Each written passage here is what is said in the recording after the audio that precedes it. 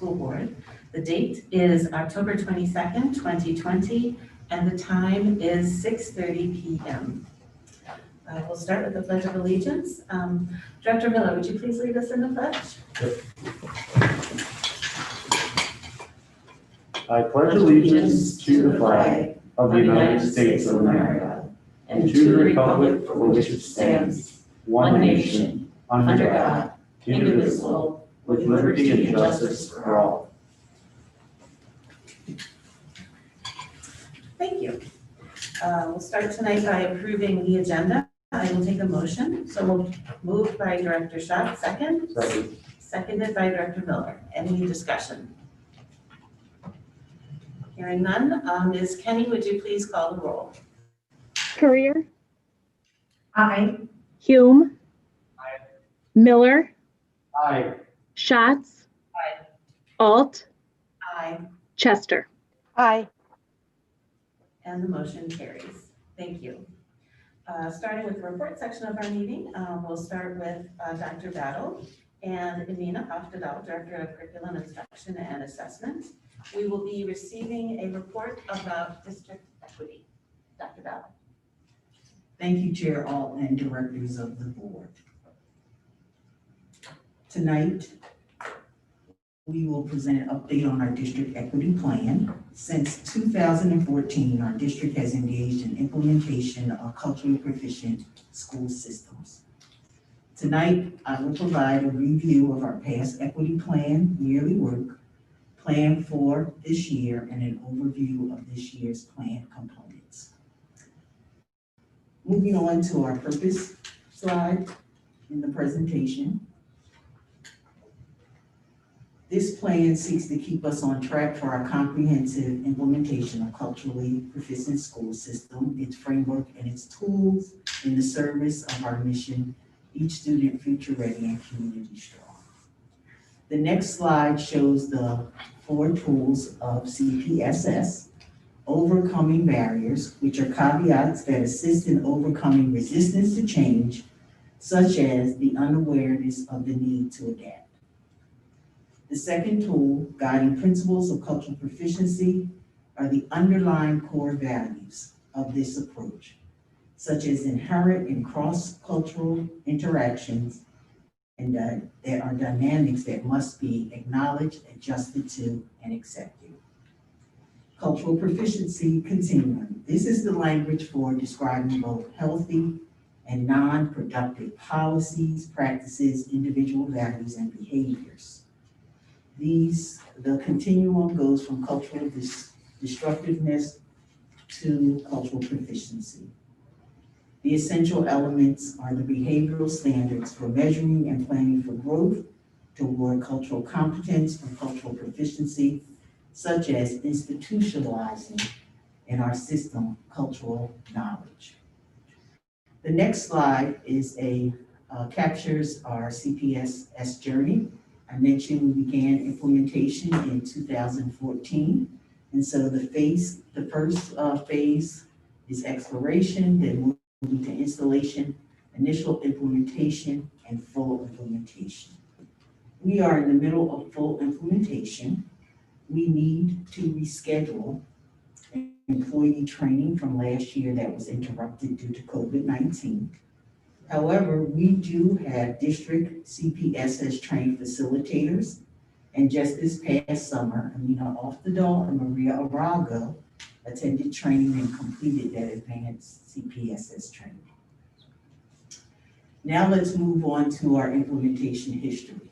So you see the 2 steps that we launched in 2014 through 2016, and then subsequent years. And last year, 2019-2020, we targeted training for non-teacher staff, such as our custodians and clerical staff.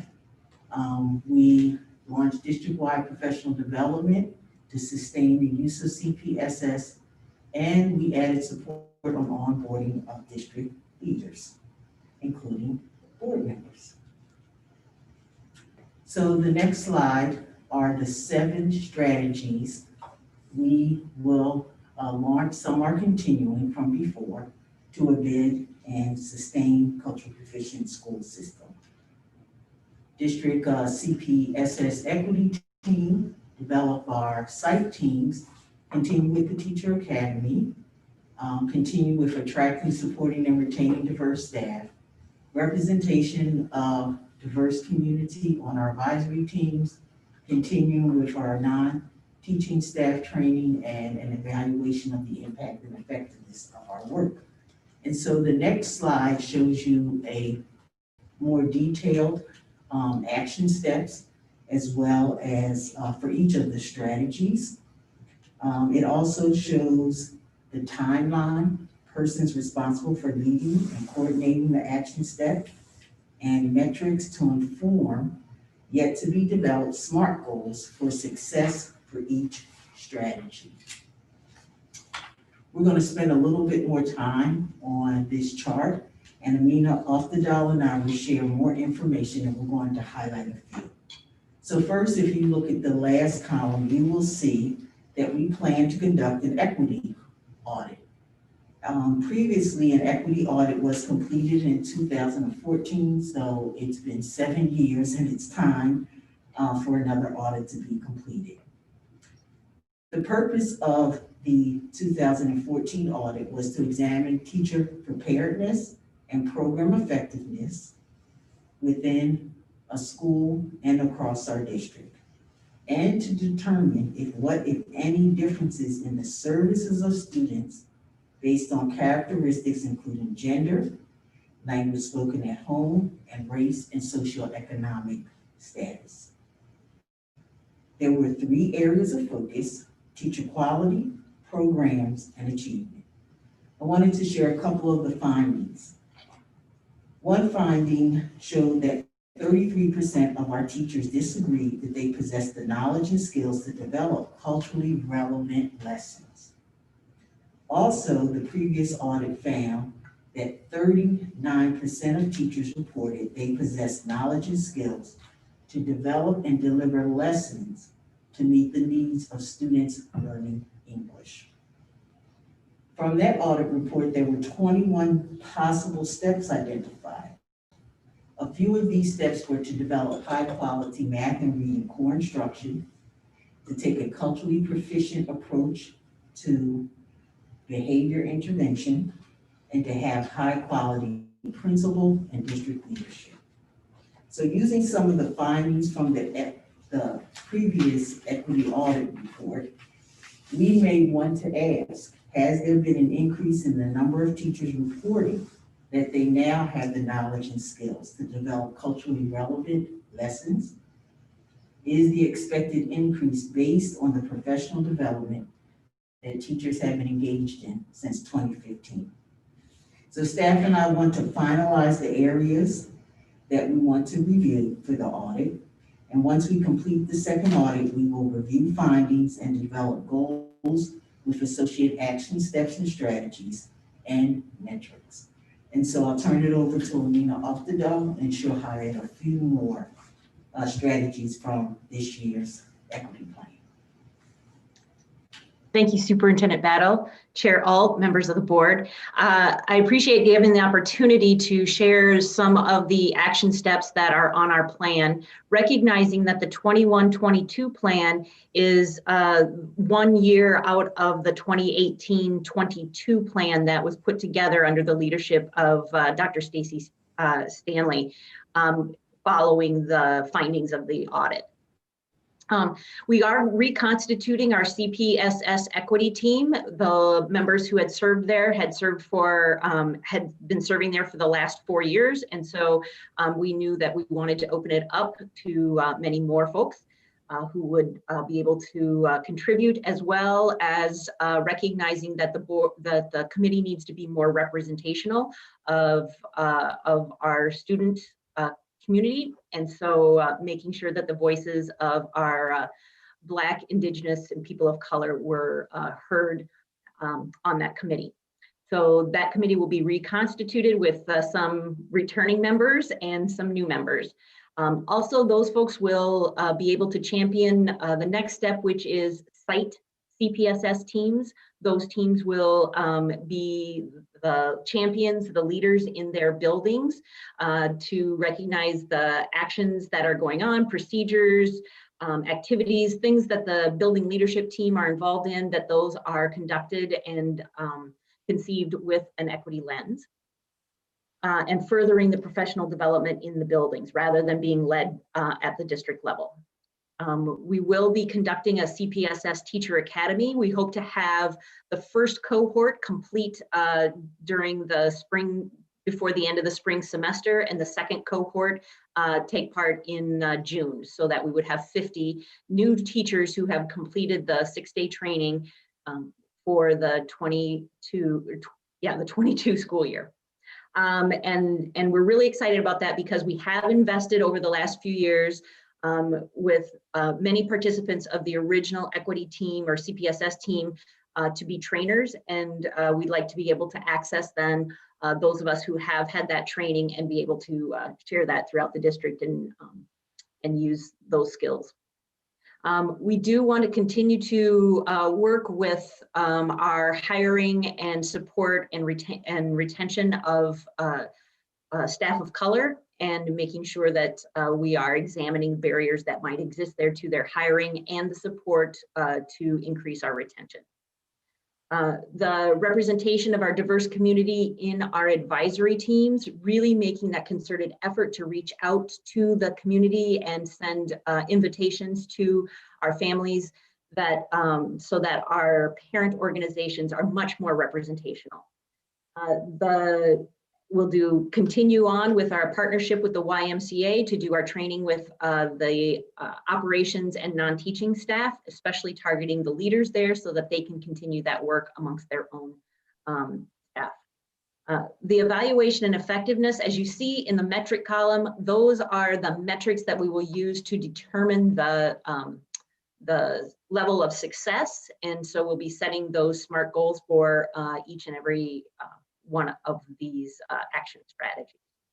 Finally, the evaluation of impact and effectiveness, coming back to the equity audit to see the progress that we've made over the last 7 years, as well as identifying new areas in which we can grow and improve.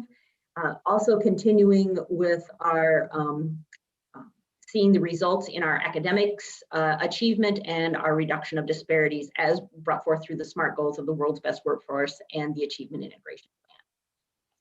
Just as a rough overview, those are our big pieces that we'll be working on, and the bullets underneath those kind of share what the sub-strategies are, but there's a lot of continued equity work to do, and we're very, very excited about the momentum that we have. And that concludes my report for tonight, Chair All and directors. Thank you very much, Dr. Battle. Thank you, Amina. Board members, I'll open it up for comments and questions. Director Schatz. Thank you for the report, Jim, Dr. Battle, and Amina.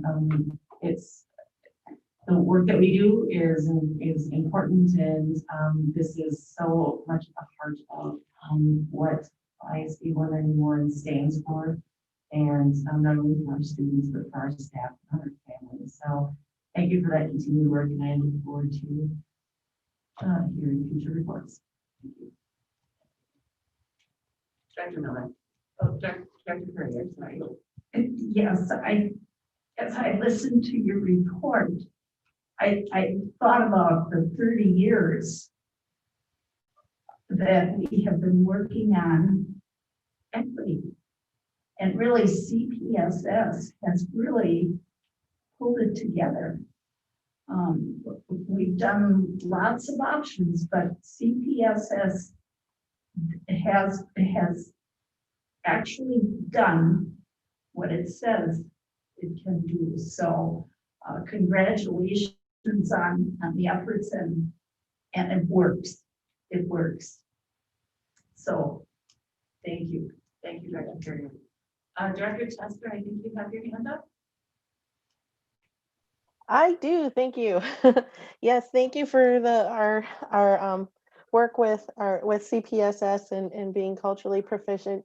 One question that I have regarding attracting, supporting, and retaining staff. I didn't see necessarily a bullet under their targeting retention of staff, and wondering if there was going to be work in collaborating with our bargaining units in terms of having maybe a collaborative effort on retention of staff. Thank you for the question, Director Chester, members of the board. And so all of our bargaining unit leaders are value all of its members. And so it's very difficult when we have our colleagues that we have worked in partnership with, we've gotten to know them, and then due to finances, we've had to let some of those colleagues know. So Stacy Sovine is actually joining us, and I'd like you to share a few comments too. So there is a commitment from the bargaining units. They do value their members. And so it's really been difficult, not only for us, but for them as well. And so when it comes to our Black, Indigenous, and people of color staff, so yes, there is a commitment and a concerted effort to look at some real actions and different ideas. So Director Sovine.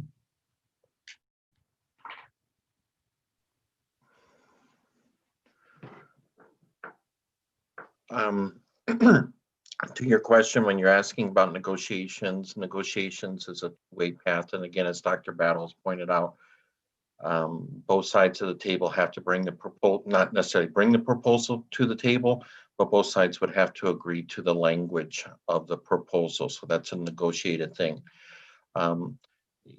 Retention, when it's like with our at-will groups, with our unaffiliated groups, that provides a lot of latitude for the board to be able to retain staff.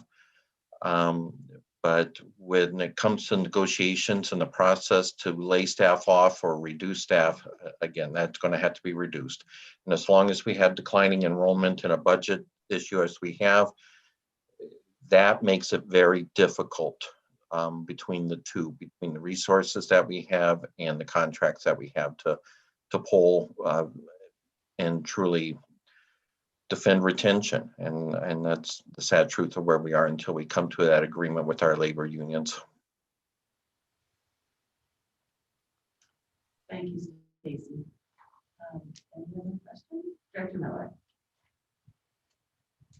So my first question was actually in the same vein as the last area. I mean, I was just rephrasing a little. I'm just curious. That bullet point on slide 7 reads attract, support, and retain diverse staff. I'm trying to understand what role CPS has played in the retention of diverse staff. As you know, I know that as was indicated in the previous conversation, there's a larger issue outside of CPSS driving the retention issue. So is there a reason why we put retain diverse staff in the bullet point of this? Is there something specific that CPSS has helped us in that process? Thank you, Director Miller, members of the board. So I think if you look back to the slide about barriers, and so representation matters for our children and families. And so when we don't see role models on a daily basis, that can be a barrier for our children. So that's how I see CPS is on that one tool. I also think it helps us. One of the things we should look at is always to be aware of how our practices and policies and our actions impact the diversity of our students. And so, as you know, the most important factor in the student's achievement is a teacher. And so there are other factors, but that relationship between the teacher and the student is the most important factor in a student's achievement. And so I would say very briefly, that is how the CPSS, there are other examples in the framework, and I don't know if Nina wanted to add to that, but I would see directly that a tool of actually identifying barriers to cultural proficiency. If you don't have representation of diversity within your staff, you cannot be aware of those lived experience of diverse members of our staff and our community. Okay. The other thing I wanted to dive down into a little bit was, so we're at a stage now where it's an evaluation process, for the last step of this process. A couple of questions. First of all, are we going to get some sort of results then for this evaluation? Will it be a follow-up of such of this? If so, when? I heard this talk about the equity audit, and it sounds like, and I wasn't party to the decision making on CPSS here when this was first done. It sounds like it was based, and maybe I misunderstood, but based heavily on sort of a self-evaluation of our staff and their feelings about cultural awareness in the district, which strikes me as a bit biased. If you have to be frank, we have a disproportionately white teacher representation, and if you're asking them if they feel culturally proficient, they're probably going to say yes, because they're not aware of what they're exposed to or not exposed to. So I'm wondering if the evaluation will include some sort of external observation of what we've implemented, some evaluation, some testing and such. And then I could follow up on that. I would also be interested either now or when we come back and talk about this later. I guess, based on the timeline, we must have picked this 14-13, so 2014, 2013. The world is dramatically different today, especially in our awareness, our self-observation, our interaction along racial lines, and in our community is dramatically different. So I just, as a general statement, I would wonder, is CPSS accomplishing what we were tasked to accomplish? Is it the right tool for today? It might have been the right tool then.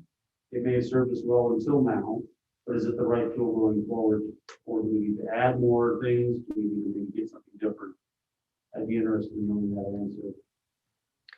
If I could speak to that and respond to that, one of the advantages of the CPSS framework is that it is open to the use of multiple tools and adaptable to many different kinds of situations. And so one of the things we say is that CPSS is our framework, and that we, through our other equity learning, can bring those tools to the table.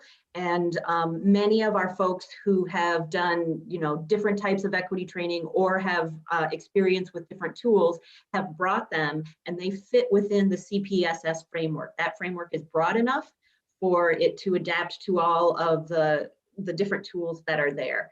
So, the barriers don't change. If you look at the barriers that the 4 barriers that we had in 2014, those are still very real and very relevant for us today. The guiding principles, still very real, very relevant, and that as a framework, it gives us a box, and that we fill that box with a variety of tools, new context, new situations, all of those particular pieces. And so even as I finished up with my training 2 weeks ago, we were talking about current events and what that CPSS framework looks like in this time of really civil unrest, and looking at elevating voices of people of color, and that those things are still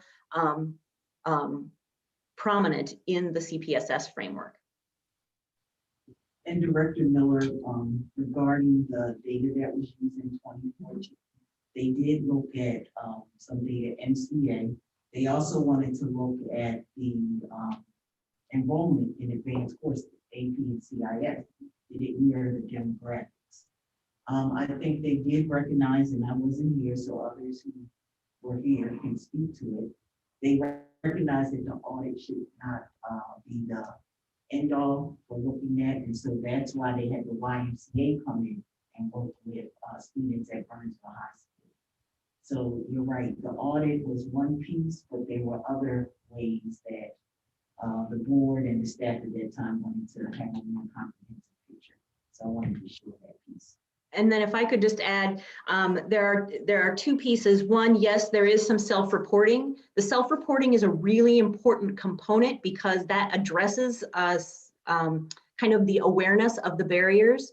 And so that self-reporting is an important component to have, but we also have, through the Achievement and Integration Department at MDE, some research-based tools that are school observational forms and classroom walkthrough forms that really do have indicators to show whether or not that the instruction, the environment, the spaces, the leadership, the organization, all of the different components are actually aligning with equity indicators. And so that's a great tool that was supplied to us by MDE, and we will include that as part of our equity audit going forward.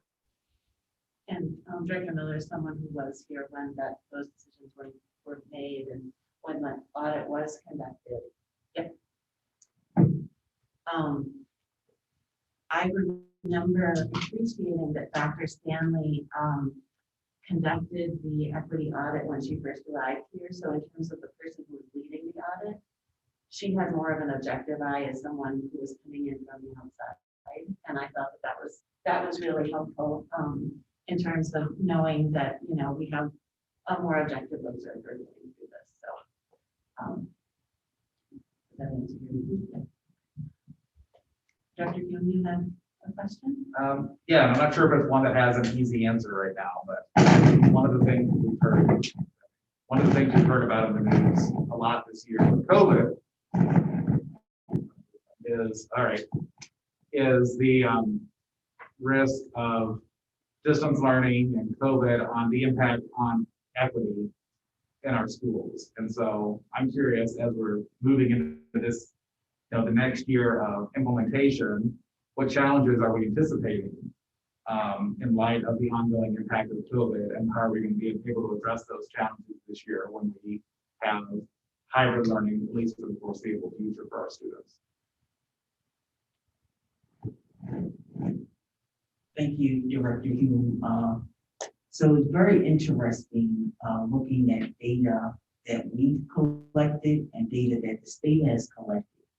So when you ask children of color about the impact of COVID, we know the disproportionate health impacts of COVID, but it's interesting across Minnesota, some children of color are saying they're actually seen in a virtual environment. So we're trying to unpack that data. And as you know, some children we thought might thrive with the transition are not thriving in the virtual, and some are actually learning that's the best way to learn.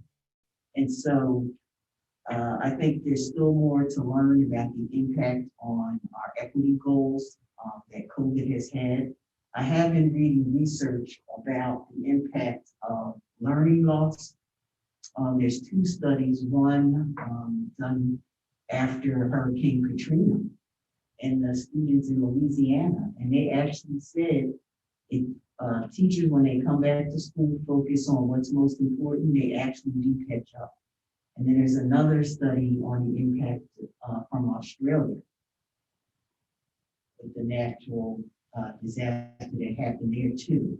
So we have to look at the data, find out where our children are, don't make assumptions, talk to the children, and then really be focused and purposeful in our instruction. So Amina, I don't know if you have something to add. I would like to add that last spring, as we moved into distance learning for all students, we were able to see some of those disparities and inequities and have proactively tried to address those as we moved into distance learning this year. We spent some time this summer looking at connectivity issues, where we putting our resources, as well as continuing to look at how we can create those virtual environments in which students' voices can be heard, that students can be seen and heard. And the video conferencing tool is allowing for a lot of opportunities there and learning.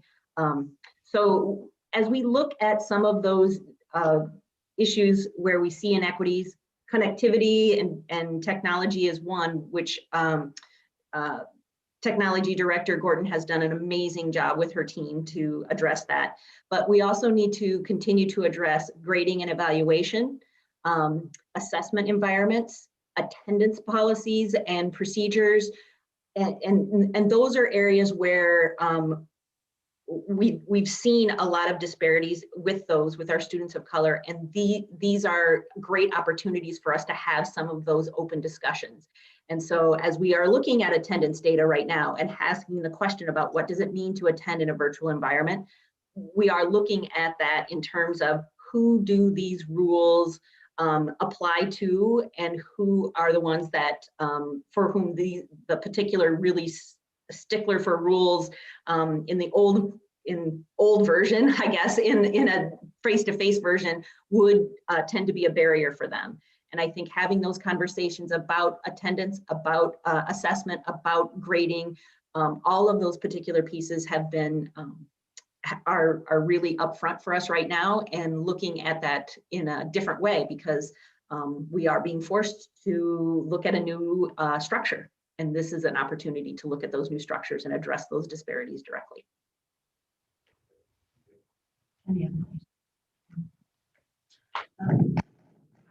I just had a comment. I always appreciate hearing about CPSS and equity work. And Dr. Battle, you and I have talked about this a number of times, that, you know, when we're talking about diversity, of course, it's incredibly important to focus on our students and staff. We know that. And I think we also at the same time need to be mindful of the fact that diversity goes beyond race, that there's also, for example, male teachers at elementary, there's gender identity, you know, any number of unique traits that make us special. And I know it's easy just to talk about students and staff of color, and that's very, very important. And we also need to, in the back of our minds, and I know Dr. Battle, you and I talked about this a lot, but you know, we're really thinking about all that makes us uniquely special. Thank you for that, Chair. We give one example that we were addressing last week related to policy. So we've had more than a few parents contact us that their child is now choosing a different program. And so the enrollment staff did consult with me. So because there's an issue, we can't change our records from the legal name. And so we actually reached out to some other districts that have already implemented what do you do to honor this child and the choice. And so we will be honoring those. And so that's a very concrete example of how, when you're looking at equitable outcomes, you need to make sure your children believe they're seen and valued for their authentic self. And that request to change the program or the name from what the legal name is. So how do we honor? So thank you for bringing that. And so yes, we are all working on gender, culture, race, and ethnicity, so that each child is seen and valued and appreciated in us. So thank you for that. Thank you, Dr. Battle. All right, I think we've pretty much gotten through all of our questions, so we will move on to our next agenda item. Staying with Dr. Battle, we will be receiving an update about District 191's efforts to implement COVID-19 related educational and public health guidance issued by the MDE and the MDH respectively. Thank you, Chair and members of the board. The purpose of the COVID-19 report is to provide an update on District 191's efforts to implement COVID-19 related educational and public health guidance. Tonight, I will share information related to two of our four primary areas of our plan: health and safety and student and family support. Tonight, I want to first acknowledge all staff for their work as we launched a full distance learning model through Virtual Academy and a hybrid model of in-person and online. To say the least, it has been a task, a monumental task. We planned for it beginning this summer, really last spring, but stepped up our planning once The governor and the DE gave us guidance, and we implemented the hybrid model slowly through our staggered school start. So now we have almost completed 3 weeks with all hybrid students experiencing in-person learning. So now is the time to see how our plans have worked in practice. I want to acknowledge that we have had a solid implementation of hybrid and virtual academy, yet we are still problem solving with issues that are concerning to students, families, and teachers. I have anecdotal and evidence that overall things are going well. Overall, parents and teachers are supportive of the switch to synchronous from asynchronous learning that was implemented last spring. Students and staff are adhering to health and safety protocols, and attendance is good. Yet we have challenges of large class sizes in virtual academy, teachers managing an all virtual learning environment and managing both in-person and virtual learning at the same time. Additionally, full student engagement in active learning in virtual classes and hybrid and virtual academy can be difficult to manage. Even though I did visit the kindergarten class, and I have to tell all the students there, the kindergartners did an excellent job staying engaged. For virtual academy, we are challenged with transitioning staff, and we are immediately honoring parents' requests to go from hybrid to virtual. Thus, that request and honoring those immediately is causing an imbalance in staff. Even though we've hired more staff to help to reduce class sizes, we still have some class sizes. We are going to survey students, parents, and staff with the hope of learning more about how our plans have been operationalized and the impact on our constituents. With that, I want to move on to health and safety and then the area of parent engagement. So today, Minnesota Department of Health released the 14-day case rate per 10,000 residents. The following numbers represent the time period from 9/27 through 10/10. Unfortunately, both our counties, Dakota and Scott, have shown an increase. Dakota County is 24.06, which is an increase from 20.73. Scott is at 22.60, an increase from 22.25. We must use the confirmed cases per 100,000 residents for Dakota County census high. For this data, we will remain in the hybrid learning model. But I must tell you, the COVID-19 leadership team, the COVID-19 advisory committee, and I will continue to look at the trends.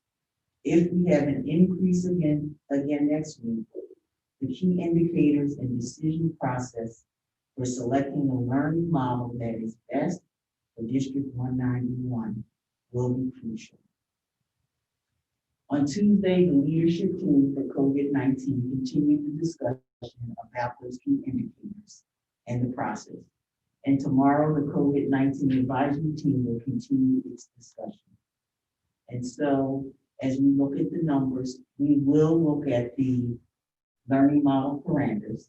So from 20 to 29, it's hybrid learning for all students. When you hit 30 to 49, it's hybrid learning for elementary students and distance learning for secondary students.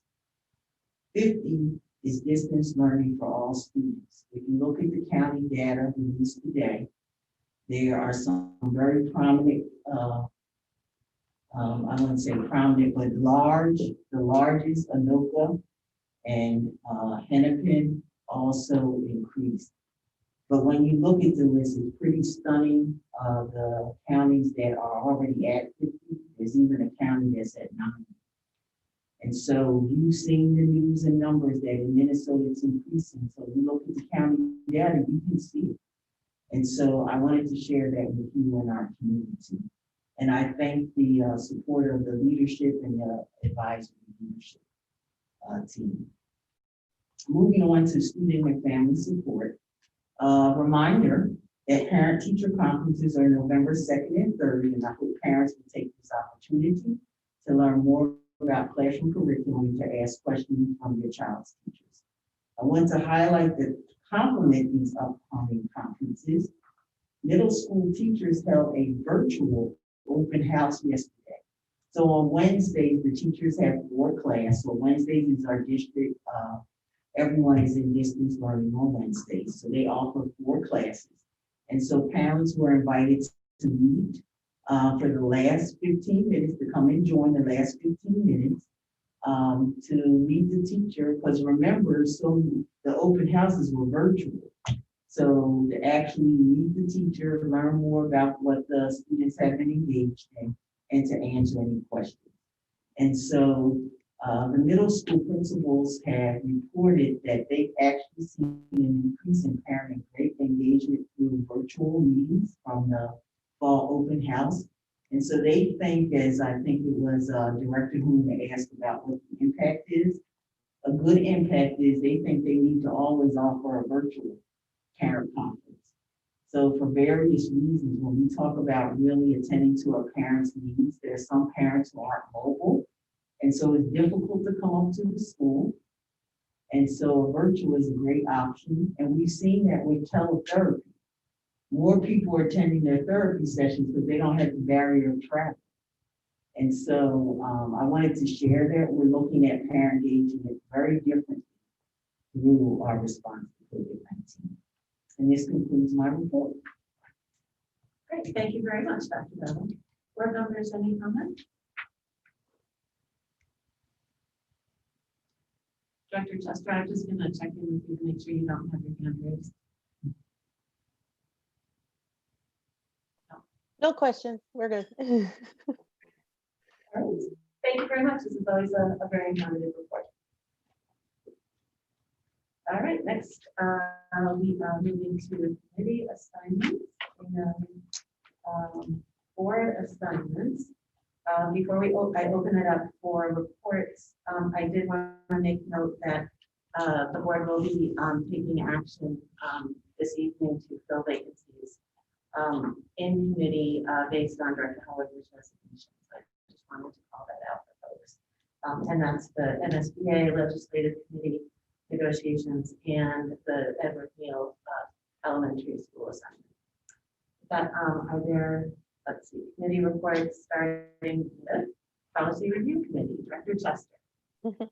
Thank you, Gerald. Yes, the Policy Review Committee met last week to go over a couple policies that you see on the agenda today. One is on the consent agenda 602, which has one minor change, and that's on organization of the school calendar and school day. And then one that will be presented tonight on the regular business policy 522 regarding the changes to the Title IX policy on sexual discrimination grievance policy. So those will be coming forward today. And that's all I have. Next, Director Schatz with the Negotiations Committee. There is no report from the negotiations. Great. All right, next, Legislative Committee. I can share an update. Awesome. The Legislative Committee had its monthly meeting on this past Monday, October the 19th, and the agenda was focused on the process for drafting the district's legislative platform for next year, which we'll be discussing at an upcoming board retreat. Thank you. Student Performance and Achievement Committee. This is a committee of the whole, and in the officers' meetings, we continue to talk about SPA reports, and it's certainly not the lack of staff preparedness that we're not receiving these reports. It really is more about the work that we must get done and we have to prioritize. Not to say that the SPA reports aren't important, they are, but we do need to get through the business of the district first. So, next, are there any reports for board appointments? Director Yes. Courier. The Association of Metropolitan School Districts, the October AMSD meeting featured Dr. Tom Melcher as the guest speaker, with a talk entitled Overview of School Finance Working Group Draft Recommendation. Usually AMSD puts the PowerPoint on their website. However, a lot of what Dr. Melcher presented on October 2nd is out of date already. Scott Kruquist, Executive Director of AMSD, noted, quote, "The School Finance Working Group will be reviewing a new draft of the recommendations at its meeting this Thursday evening as we're meeting. And as soon as that is available, we will share it with AMSD board members." And I'm assuming you all get AMSD reports, so keep checking those. Also, he sent us a copy of the Morris Leatherman September presentation, which I'll work with Jamie on how to send the link to you. The next report I have is on 9/17. The regular meeting of Intermediate District 917 was remotely held on October 6, 2020. There were regular reports from Melissa Scheller on the special education programs and from Eric Van Brocklin on the decals and vocational programs. Besides consent items, donations, and standard business service items, 12 policies were reviewed and acted upon. New business included approval of temporary work agreements, approval of assurance of compliance with state and federal laws, approval of renewals for LTD and life insurance, and approval of medical and dental insurance rates for the 2021-2022 school year. It also included October 1 enrollment counts for both special education and decals and vocational programs. Today, we had a superintendent and board member work session in virtual format. It was facilitated by Ray Queener of Teamworks International. The goal was to evaluate the 9/17, 2021, 2024 strategic objectives and collect feedback to inform the 9/17 school board. I think it was time well spent. And that concludes my 9/17 report. Then I have a Hall of Fame report. There have been no meetings. However, Jim Green, the current chair, sent out an email to committee members in early October seeking committee member opinions on how we should proceed for recognition for Hall of Fame members. Specifically, should we skip 2020? In other words, not install anybody in the Hall of Fame, or should we combine 2020 with 2021? So we were to send in our preferences, which I did. But one future item for this board to consider will be if you want to have a board member participate on the Hall of Fame committee or not. Now, the Hall of Fame committee had in their constitution or in their bylaws that there had to be a board member. Well, I don't know if it's even legal for that to happen. So I think they changed the language, may have a board member. However, since the inception of the Hall of Fame, there has always been a school board member on the Hall of Fame committee. So one future item for this board to consider, and after December, it's, do you want to have a board member participate on the Hall of Fame committee? There has now, this board, the Hall of Fame committee, was begun when the high school celebrated its 50th anniversary. And I think that was 12 or 15 years ago. So that concludes my reports. Thank you, Dr. Cooley. Are there any other reports from board members? No? All right. Then the final piece of information I would like to offer up is a report about board self-evaluation. We'll remember, board members, that as part of our board organization document, we included an annual, the desire to do a self-evaluation of ourselves on an annual basis. 1 year formally and the next year less formally. Well, last year we did the formal self-evaluation with the help of MSBA. And now this year, we're looking simply at a survey that we'll complete among ourselves, and then that information will come back to us as a report, which we will discuss amongst ourselves. And I just wanted to raise up for discussion and just check in with you in terms of the proposed timeline, because I think it's important to complete the evaluation with this board, because we completed last year's self-evaluation with this board. And then we have a solid 2 years of baseline data from which to move forward with. So basically looking at completing the survey by the end of October, getting the link tomorrow from the SBA, completing it, the survey by October 29th, and then discussing the report in our in a November retreat discussion, which we'll be taking action on again. So I just wanted to put that out there if anyone has questions or concerns about any of that. No? All right. Yeah. Go ahead. Just said it sounds good. Okay.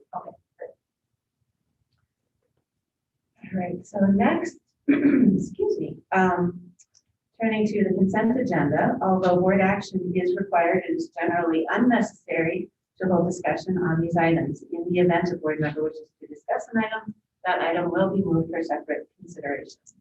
Is there anything that board members would like to separate? Seeing none, I will take a motion. So moved. Moved by Director Chester, second. Second. Seconded by Director Hume. Ms. Kenny, would you please call the roll? Hume. Aye. Miller, Aye. Schatz, Aye. Alt, Aye. Chester, Aye. Courier. And the motion carries. Thank you. Turning to new business, starting with, we're being asked to approve board candidate application timeline. And Clerk Courier is going to read the resolution.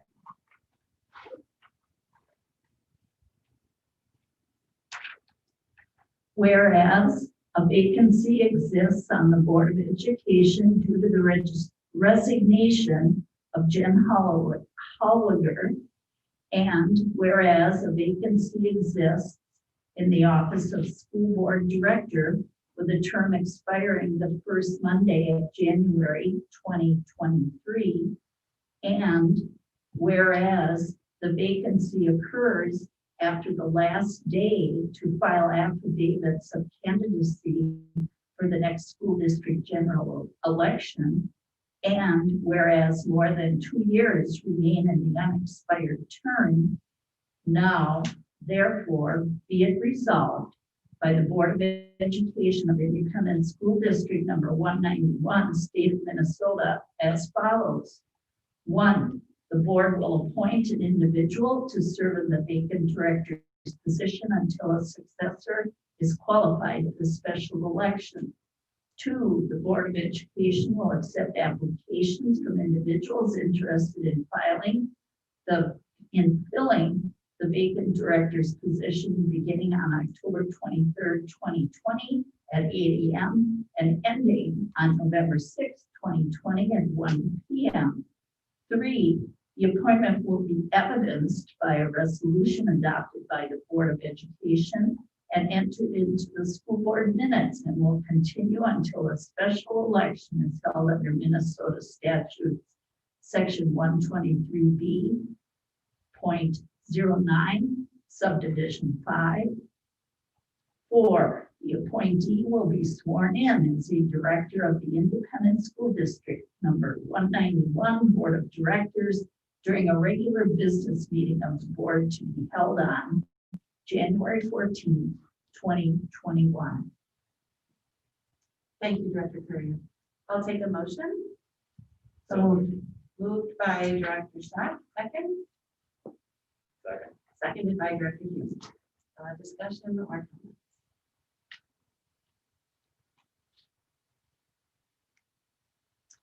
Hearing none. Director Miller. I just wanted to make a public statement because, as you're aware, I am currently running for re-election for my seat here at this table. With the consideration, it would obviously be advantageous for me to sort of quote, hedge my bets by potentially putting an application out for this role. I don't feel that will put anyone at this table in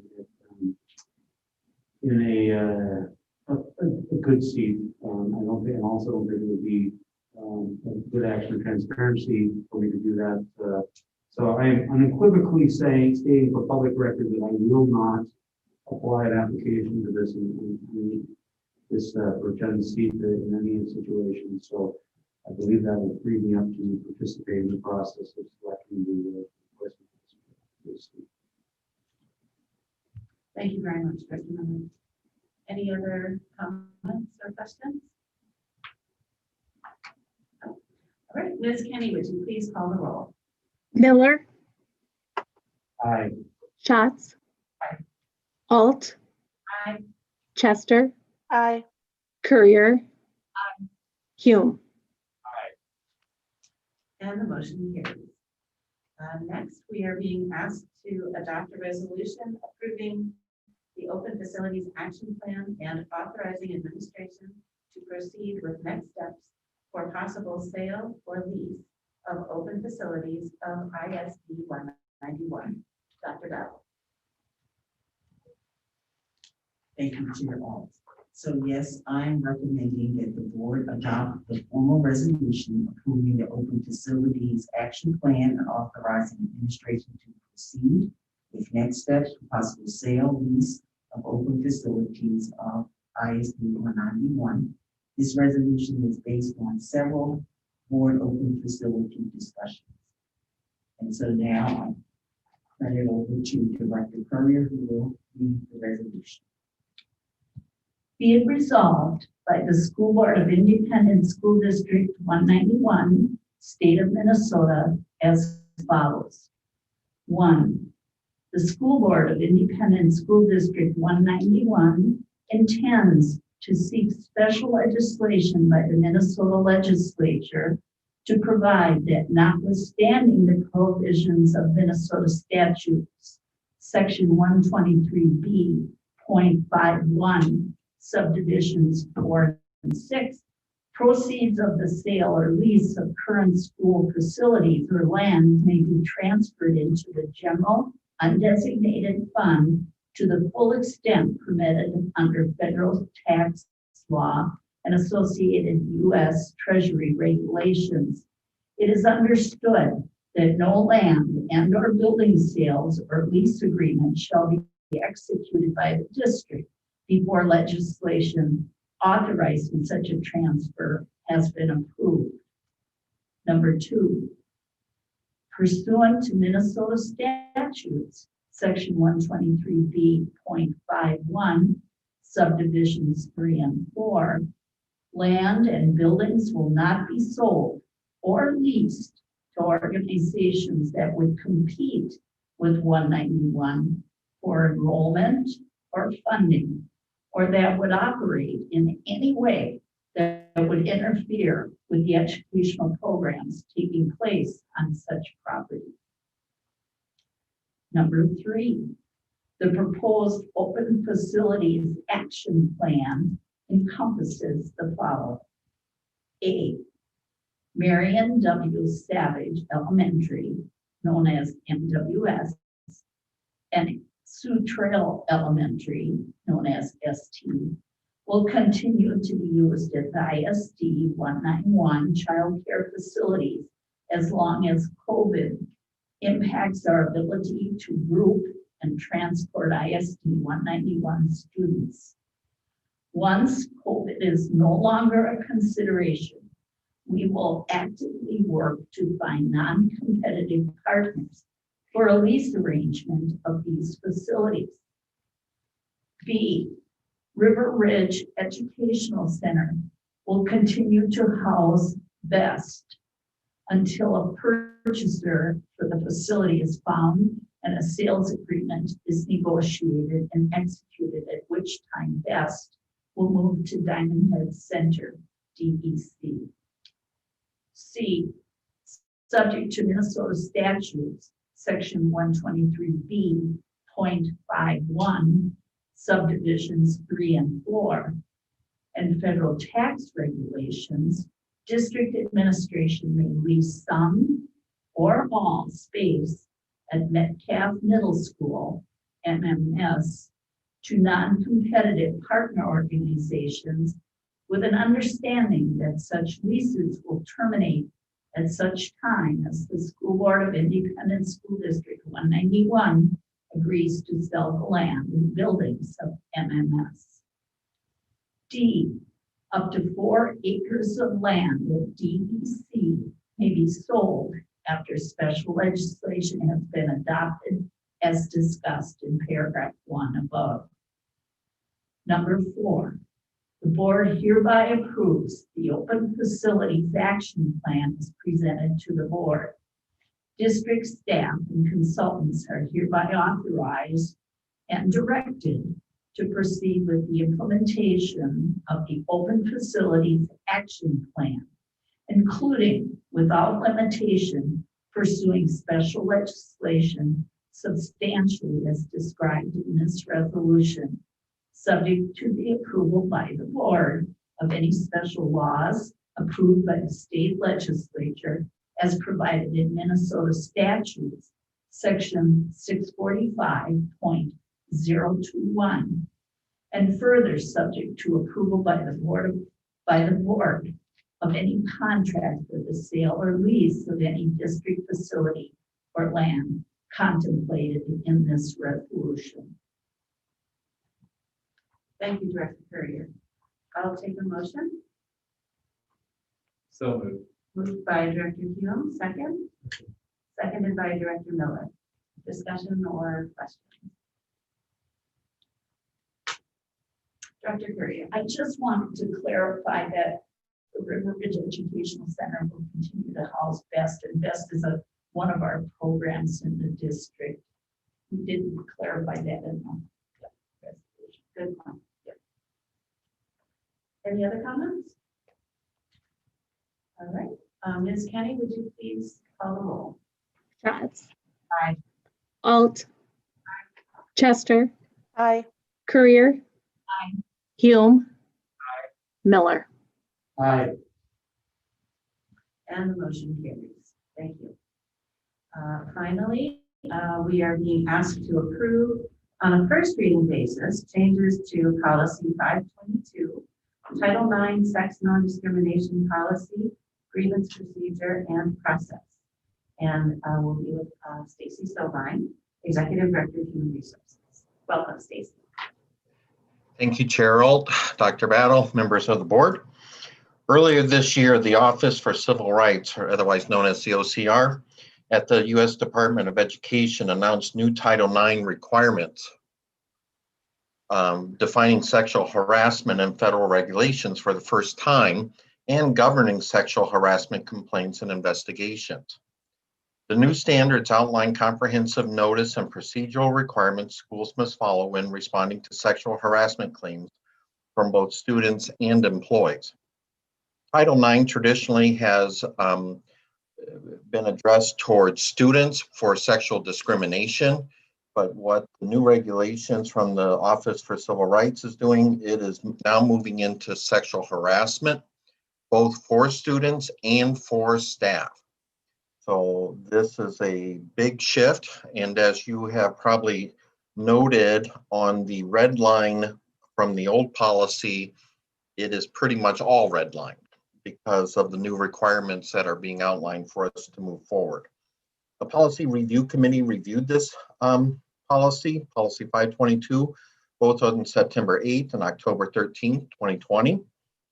And with that, the recommendation is that the Board of Education approves on a first reading basis changes to Policy 522, Title IX, Sex Non-Discrimination Policy, Grievance Procedure and Process. Thank you, Stacy. I will take a motion. So moved by Director Schatz, second. Seconded by Director Courier. Hearing none, Ms. Kenny, would you please call the roll? Alt, Aye. Chester, Aye. Courier, Hume, Miller, Aye. Schatz. And the motion carries. Thank you. I will now declare us adjourned. We will be adjourned to a board workshop where we will start with a review draft of the strategic plan dashboard with Dr. Battle. We will receive a report from Emina Oftedal about the pre-K-12 pathways rollout. And finally, we will close out the workshop with more discussion on board vacancy planning. Shall we take a 5-minute break? We'll take a 5-minute break.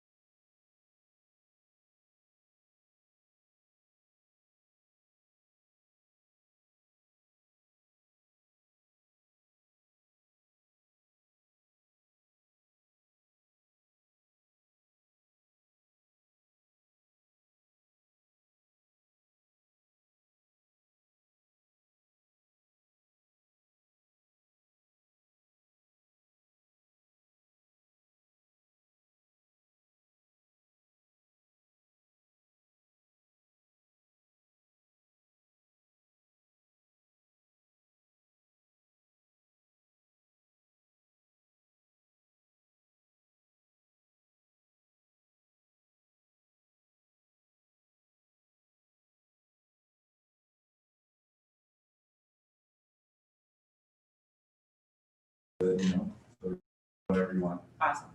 So we'll start with Teresa with the review of the strategic plan dashboard. Great, thank you. So board members, tonight, I will share this thinking staff and I have about the draft dashboard for our next strategic plan.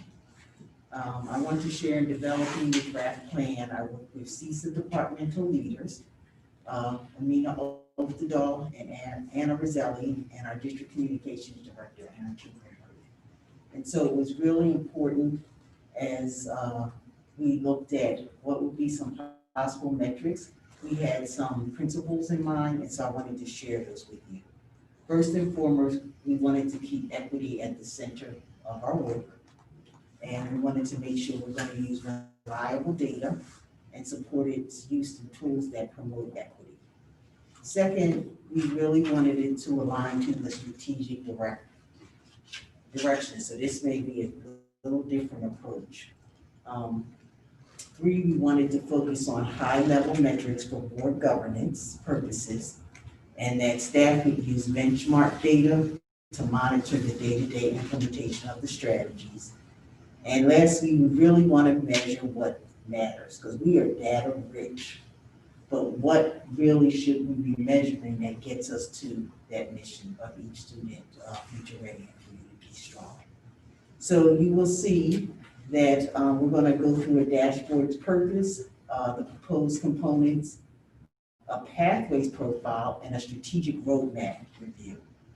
So the next slide, the dashboard, we believe the purpose is to really show our progress on the strategic directions. We want to provide accountability to ourselves and to be transparent with our community as you have set as your expectation. And then we really want to communicate our priorities and values to prospective parents. So we see this as a tool to grow our enrollment too. Next slide. The proposed components, as I mentioned, will be aligned to strategic directions, close gaps and raise achievement, create a culturally proficient school system, maximize resources for optimal student learning, and increase the capacity for partnership with the community. So the first strategic direction, close gaps and raise achievement for all, is this section of the dashboard we believe will be larger than others because teaching and learning is our core business. As I mentioned, we are a data-rich district, and so it's really going to be important work to focus on the most relevant metrics with more details and any more data available for work and for the public if you're interested. We have listed some achievement data here on this slide, but it will come from different sources, such as our MCA, FAST grids, ACT data, and then graduation rates. We definitely want to look at any gaps that we have in achievement, whether that's gender, race, ethnicity, special education, or English language learners. The other college career readiness metrics may include graduates who, after they leave us, need developmental coursework once they enter post-secondary. So if we are really making them ready, should they have any developmental coursework? We may look at the AccuPlacer, which is a test used by our two-year post-secondary institutions. And so there are some college readiness metrics that we can use too. The next strategic direction is culturally proficient school system. And so earlier during the regular board meeting, we did share strategies for this year and some associated metrics for 2021. And that we also want to use the equity audit findings to inform the next strategic plan. Here are some ways we can gather information. We mentioned earlier about some self-reporting in the audit in 2014 and data sources, but we also want to look at family experience surveys, student experience surveys, and classroom observations using CPS specific tools, and Mina Oftedal mentioned that earlier. That comes from MDE And we are using it as part of our achievement and integration to measure our SMART goals.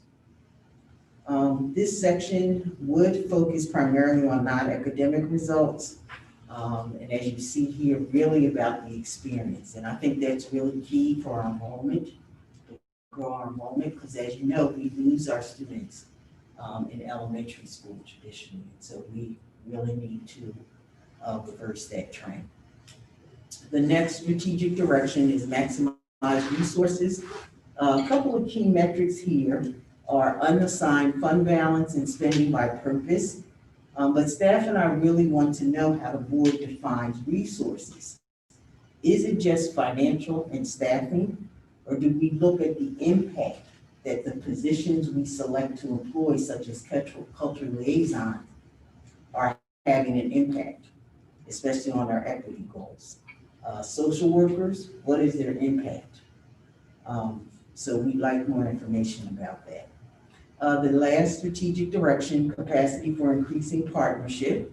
We think some key metrics are really the number of pathways related partnerships that we have. So we know we have those for the high school, but as we continue implementation of the pre-K-12, what are those other partnerships that we are going to increase as we bring on elementary and middle to the pathways alignment? Internships, apprenticeships, student service hours, and a community engagement metric. So as you know, one of the great accomplishments of our students is all the community engagement that they have, but also how well do we as a system engage our community? Are we always looking for those to gather those perspectives? And so the next slide is really a graphic representation of what a dashboard might look like that when we present to the board formally.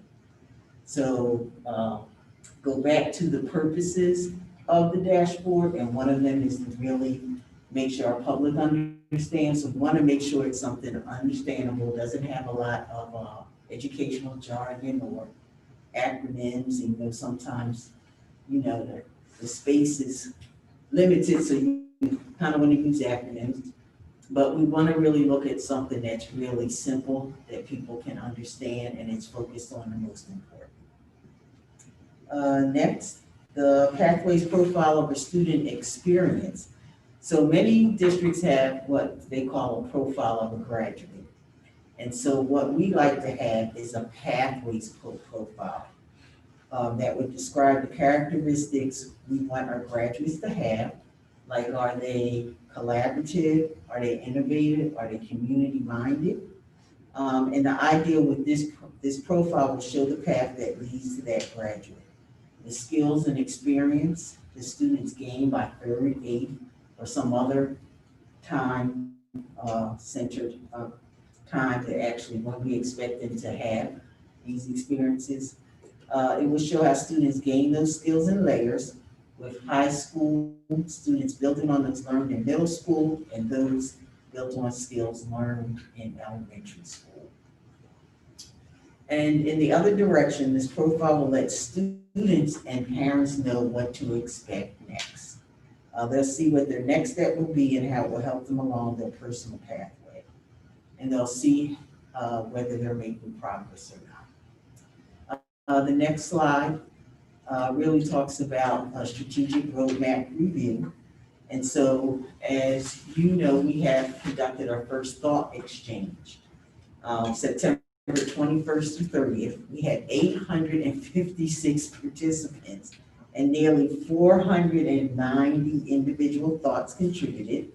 And the digital engagement platform Thought Exchange really facilitated that online engagement of students, staff, and parents and families. It was all in a virtual environment where you were able to share your ideas anonymously, but you could also review and rate the contributions of others. And so it really was having a dialogue. So we received their thoughts and suggestions, and we'll have the full detailed report that we'll share with the board soon. We're in the midst of phase 2, group conversations, October 19th to 30th. This is our second phase, and so we're gonna have several what we're calling, CISO, our partner calls consensus workshops. And so that's small groups of staff, students, and family members. And then the third phase will be a draft and review of all that we learned from this engagement sometime in November and December, and then we'll have revision and adoption December 2020, January 2021. And that concludes our report. Awesome, thank you. You're welcome. So I heard one big question that you and your team have of us, which is defining our resources. And I think, why don't we just start there, since that's probably you're asking, we need to provide that guidance. So, going back to that slide, you have 2 bullets there, unassigned fund balance and spending by purpose. I'm going to chart about breakout of our spending. Are you asking us to weigh in on our perspective on the unassigned fund balance? And the board's stated parameters around that, which we violated now for a couple of years? No, I think what we're asking is, are we actually utilizing our resources in the way to have the best learning experience for our students? And so when I look at the unassigned fund balance, how are we purposely making sure that our kids will have the resources they need, whether that's staff? So no, it wasn't looking at a policy. It was really how we're using the funds we have in service of our students. And so the spending by purpose, it's purposeful that this board and the staff recommended that we have cultural liaisons. And so the question is just, should we be looking at the impact? Is there a metric associated with those resources? When you're at the table, you're making some decisions because we have limited funding, but we're very clear about our values and our strategic directions. So that's what we're trying to get at. Is there a little bit more than just these 2? And that's a good question, how you interpret it. Was it about, are we doing a good, no, that's not what we're thinking. So I had one thought coming into this, because I looked at those 2 bullets and I was like, there's definitely got to be a question there, because 2 bullets is not typically what you guys come to us with. Yes. And one thought that I had was, in terms of equity, we want to recruit, retain, and attract a diverse staff. That feeds directly into this as resources for our students, at least for me. So I hear you asking, is there a metric here? Is there a way to measure it? I don't know how you would put a quantifiable number on this circumstances. I mean, I guess you could say, you have a cultural liaison officer per X amount of students relative to that culture. You could maybe look at that, I don't know. I'm not even sure we're qualified to make that number assessment for you. You can probably tell us what you think is appropriate. I mean, my general statement is I am proud of the focus that this district, this board has put on the importance of these elements of our learning environment, cultural liaisons, that the students come first as we're forced to make budget cuts.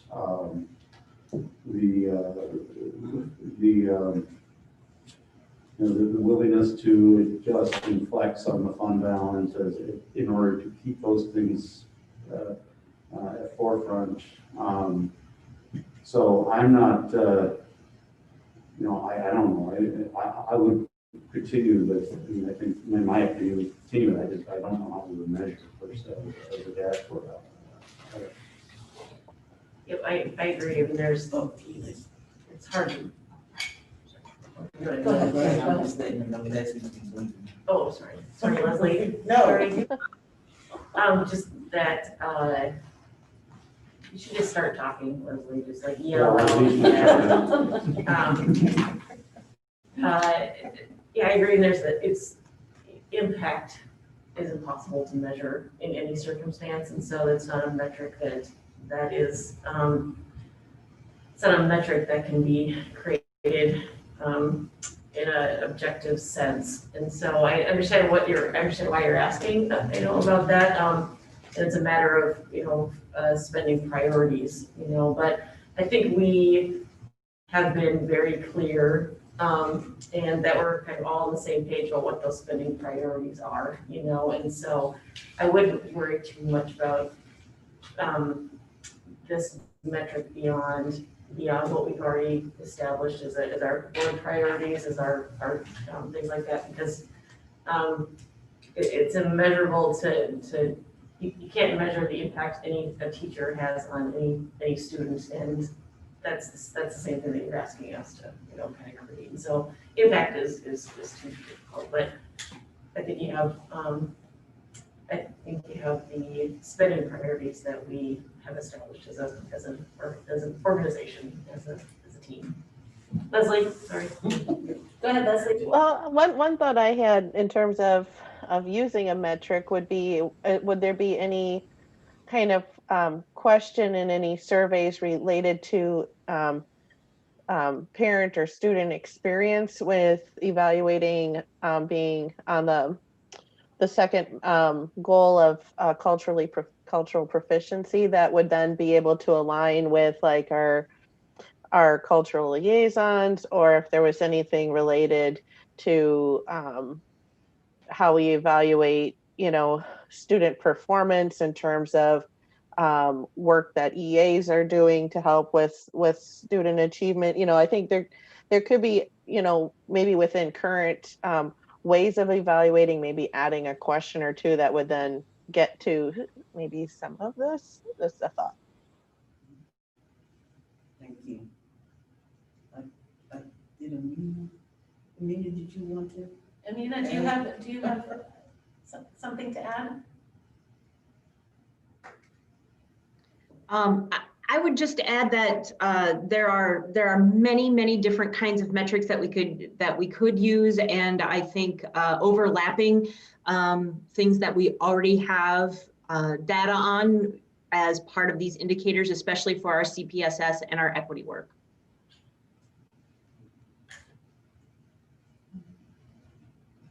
Board members, any other comments or I questions? do have something Yep, else. go ahead. So I'd like to go back to slide 4, where you kind of kicked it off with your strategic directions, close gaps, achievement, career culture, proficient school, maximize resources, and increase the capacity for partnership with community. This might fall under that last bullet, although I'd like to maybe a bit loosely. I'd like to ask, did you consider and talk about it, if you did and turned it down, and why we don't have something there about what I think a lot in our community would probably say is one of our most pressing issues, and that is the enrollment, declining enrollment. So, I mean, I would probably prefer to see a fifth bullet that directly assesses that. And that you could put some metrics around and measure very easily. And I was actually thinking of that in terms of not having seen it anywhere else. I like the suggestion to add it as its own bullet. I was also looking at that under the resources slide in terms of, enrollment and slicing and dicing it in any number of ways, obviously, but looking at retention and also attracting, right, to get a perspective of that. Thank you. And just one last thing I thought of, you made a comment about going back under the direction, maximizing resources, acquiring, hiring, nurturing, and retaining teachers of color. I would, again, argue that we do an excellent job at acquiring and nurturing. Retention is another issue, but we've already discussed this evening in another context why that's a big issue. But after all, we hired and nurtured the teacher of the year in the state of Minnesota. unfortunately, we could not retain her, but, so I would argue that we are doing an excellent job of that, and we just continue doing the things that we are doing already. And I know that most everybody's obviously that's somewhat for the community's ears, because we often get along together. Just because we lose those teachers doesn't mean we're not doing a good job hiring them.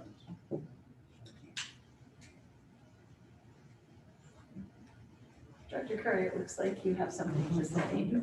I've just been, there is a natural evolution of a community. And we're kind of in that, I mean, but, we just opened the new apartment building next to where I live, and that's rentals. And I see a couple trikes and things like that around here. So, we have to live through the declining enrollment part. So I'm not a pessimist about the enrollment. And I don't know this for a fact. I didn't call Richfield, but Richfield kind of went through that, I think.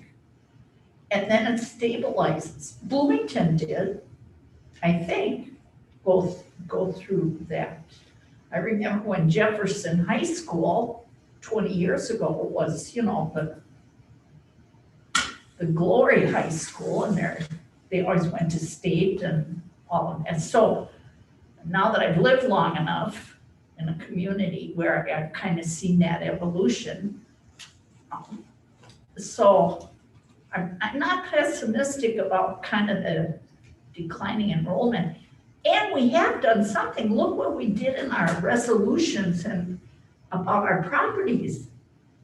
We kind of said it firmly. We're not going to sell Metcalf to a private operation. I mean, we've kind of said we're not going to do that.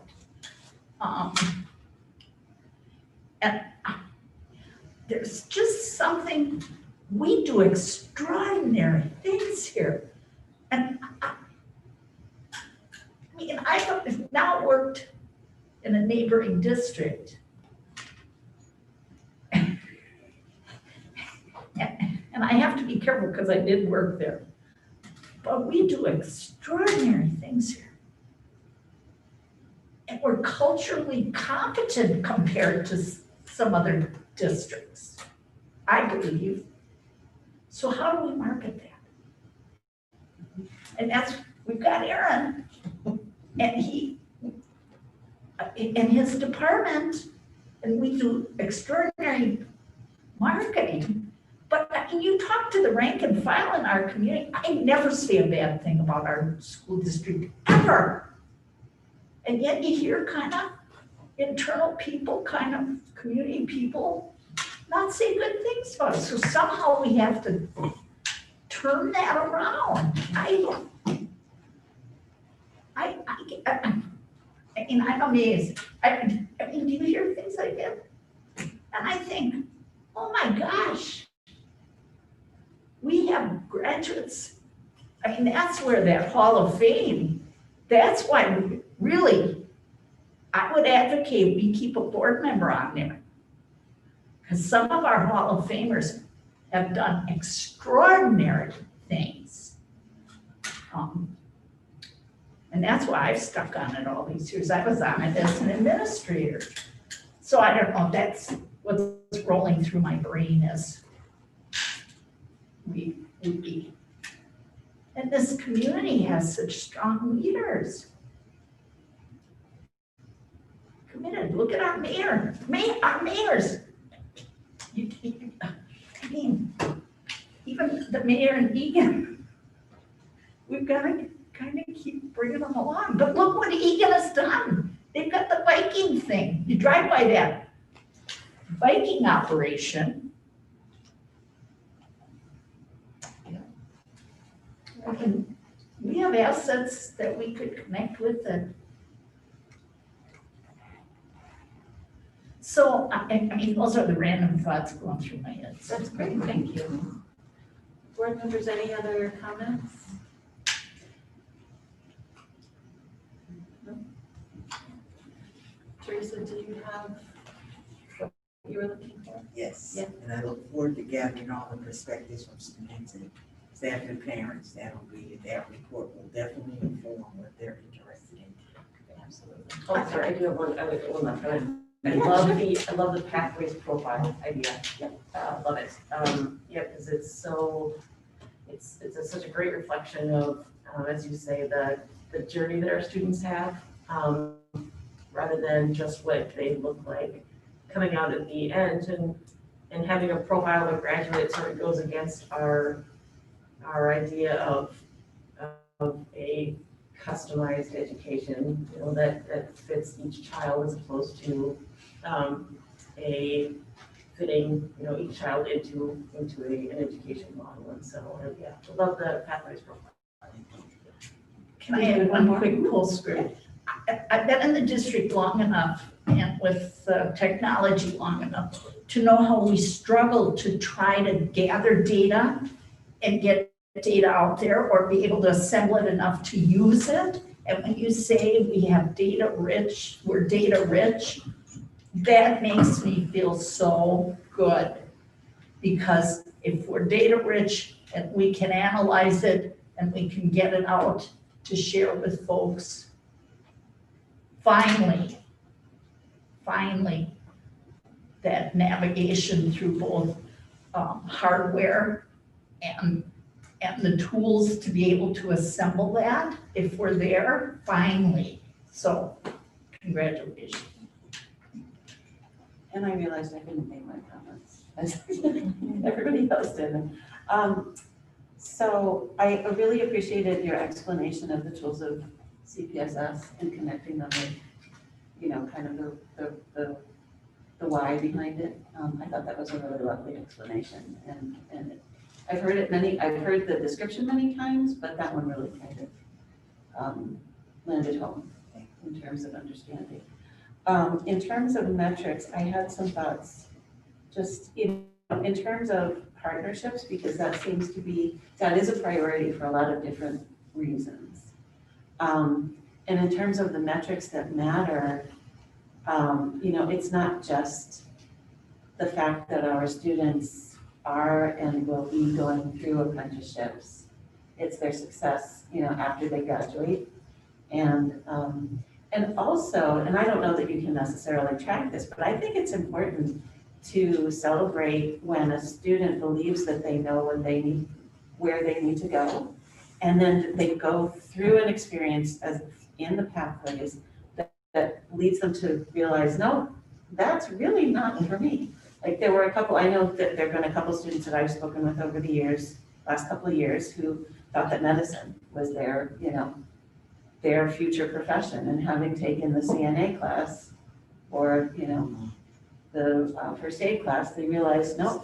And I think it's important to just, I don't think you can measure it, but I think that's a celebration too. If a student makes that decision and then is successful as a result of that, as opposed to being, as Darcy said, you know, kind of shoved into a box and pigeonholed. Yeah, that was all I had. Thank you. Thank you. To you all. All right, next, report on pre-K-12 pathways rollout with Amina and team.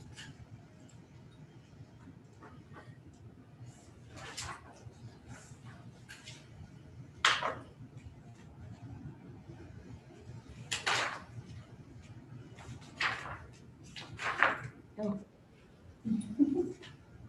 unmuted? Muted? You're muted. All right. Chair Alt, Dr. Battle, members of the board, I am really super excited to share with you this update. Last year, this board made a commitment to support the expansion of Vision 191 Pathways program from the high school to include PK through grade 8. And the decision to move to pathway schools was predicated on the value of equity and opportunity. At that time, I proposed a 3-year implementation timeline, and this evening, I, along with members of the team, will share a progress update. Next slide. Our purpose this evening is to provide the board and with public information regarding the one-year implementation of our PK-12 Pathways program. The PK-12 Pathways program is intended to provide opportunities for students to explore and engage in learning experiences that will assist them in finding a unique path and the skills to succeed in their chosen path. We want to spark interest for our elementary learners, ignite the fires of interest in our middle schoolers, and nurture the passions into a blaze for our high school scholars' chosen future paths. Next slide. This overview will show the progress for the year one implementation. Progress in year one has been burdened by the coronavirus pandemic. However, the work continues even with those noted challenges. For example, starting in year one, we talked a lot about supporting our advanced learners. Advanced learning specialists were put into place and staff to support our elementary gifted and advanced learners. And the planning and the work of the advanced learning team engaged in this summer and under the guidance of coordinator Janet Golden, this project faces challenges in implementation as those staff members have been assigned to teach elementary hybrid pods.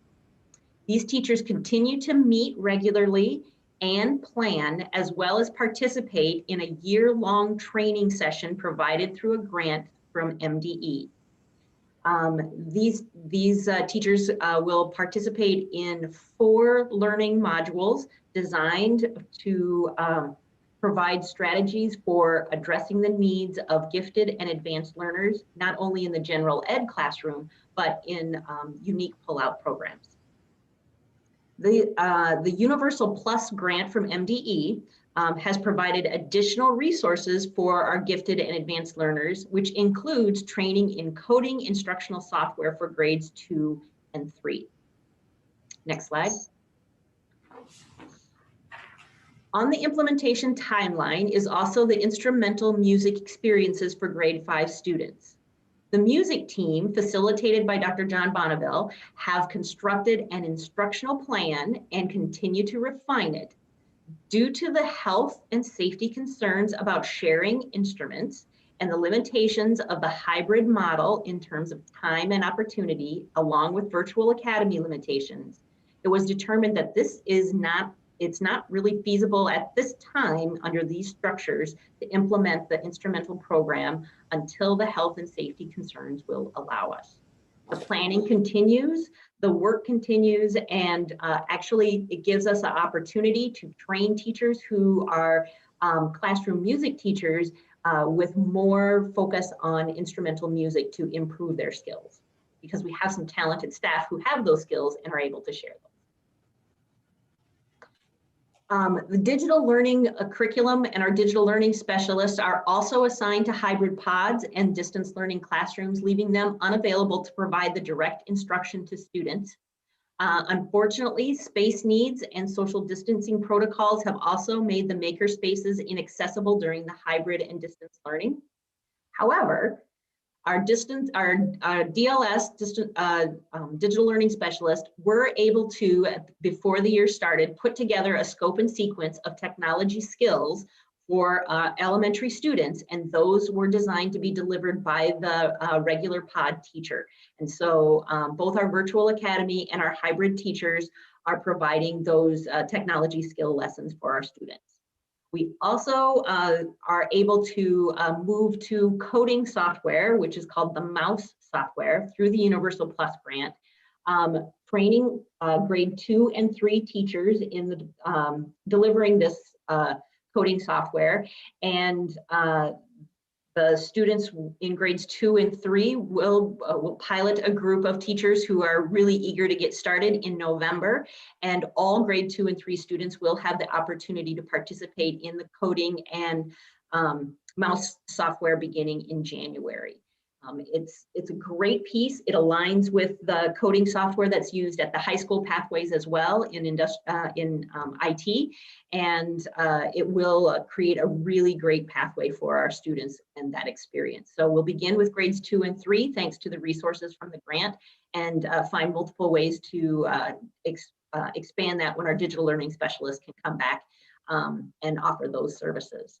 Both the advanced learning specialists and the digital learning specialists would have an opportunity to begin providing direct services to students once we shift away from the hybrid model, whether we shift to all in person or to all distance learning. Those folks would then become more available to provide those services directly to students. Also on the year one was the math curriculum review and implementation. This has been facilitated by coordinator Bethany Van Osdal and continues even though there were some delays last spring with the emergency order. It is on track to pilot for next fall with the second semester of this year focused on the math mindset professional development for all K-5 teachers. Next slide. The middle school really has had some amazing changes and that have been embraced in the hybrid and distance learning model. The block schedule supports the synchronous learning and the hybrid model very, very well. And the Avid school-wide implementation has supported and strengthened the strategies for quality online learning.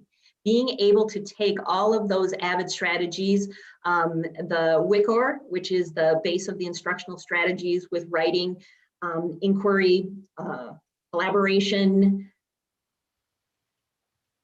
organization, and reading. I knew I would remember what all of the letters stood for, that those ideas are being used as some of the core for really high quality, rigorous lessons, and all of the professional development that was done last year for all staff has supported that. And we were able to, under the direction of coordinator Franny Becker, deliver some fantastic Avid training for our 6th grade to strengthen our 6th grade school-wide program. One project that coordinator Franny Becker has led has been the acceleration of the hybrid and distance learning model, the development of the embedded middle school honors, integrating that with our middle school win time or what I need structures. Middle school principals Erica Nesvig and Angie Pohl and their staffs have done an amazing, fantastic job implementing the grade 6 orientation for transition known as WEB or We Belong. And combine that with the staggered start that we did this year, gave our grade 6 students a really focused transition to middle school. And like the middle school, the admin team at the high school was able to provide a unique transition experience for our outgoing 8th graders or incoming 9th graders, along with the staggered start, utilizing their peer leaders in the LINK program. Middle school is also rolling out their adopted social emotional learning curriculum, Second Step. The implementation is supported by coordinators Maria Arago and Janet Golden. These social emotional lessons are being delivered during the advisory time, and it is one strategy for the middle school staff to support the social emotional needs of students, especially during this very difficult pandemic time, and help build connection. Next slide. The high school pathways, I think I covered all of the middle school. The High School Pathways program continues to provide opportunities for students to pursue various college preparatory and career options. Kathy Funston, working with high school teams, continues to shepherd the exploration of new pathways in criminal justice and law enforcement, cybersecurity, and advanced manufacturing, building upon partnerships that we already have and establishing new ones. This is responding to the growing fields and industries, and with the Vision 191 values of keeping our students on our campus, while offering them the options to participate in college credit-bearing courses, we continue to develop the concurrent associate's degree. So while there are some challenges in this year one, and there have been some delays and some setbacks, we do continue to do the work and address each one of the promises that we made when we looked at that year one implementation of K-12 pathways. Thank you.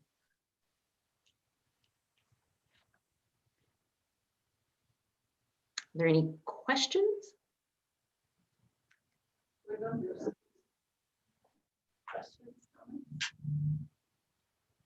I don't have a question, but this is fantastic, and I'm really happy that in spite of a worldwide pandemic, that we've been able to move this forward and adjust and adapt to our current realities and at least make some effort to continue moving this implementation forward. So I'm really excited to get this information. Anyone else? One of the things, and Teresa will carry the torch more forward.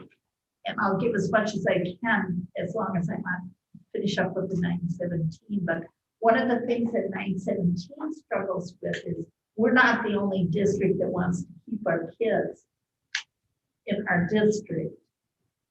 So 917 is looking at how can they support their partner districts, especially in the decals and alternative kinds of programs. So their hopes are to kind of do more discussion. We did the strategic kind of planning. We did a project with them today on that, but where we can collaborate as a county or county districts.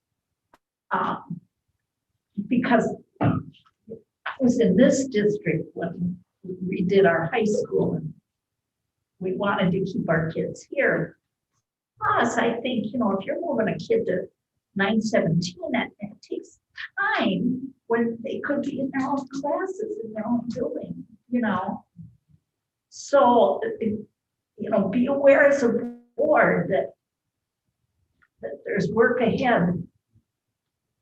I just wanted to comment directly to you. So we don't share with the team members who have really helped guide our teachers and principals in this work. So they're in the background. So I just wanted to acknowledge them. They're there.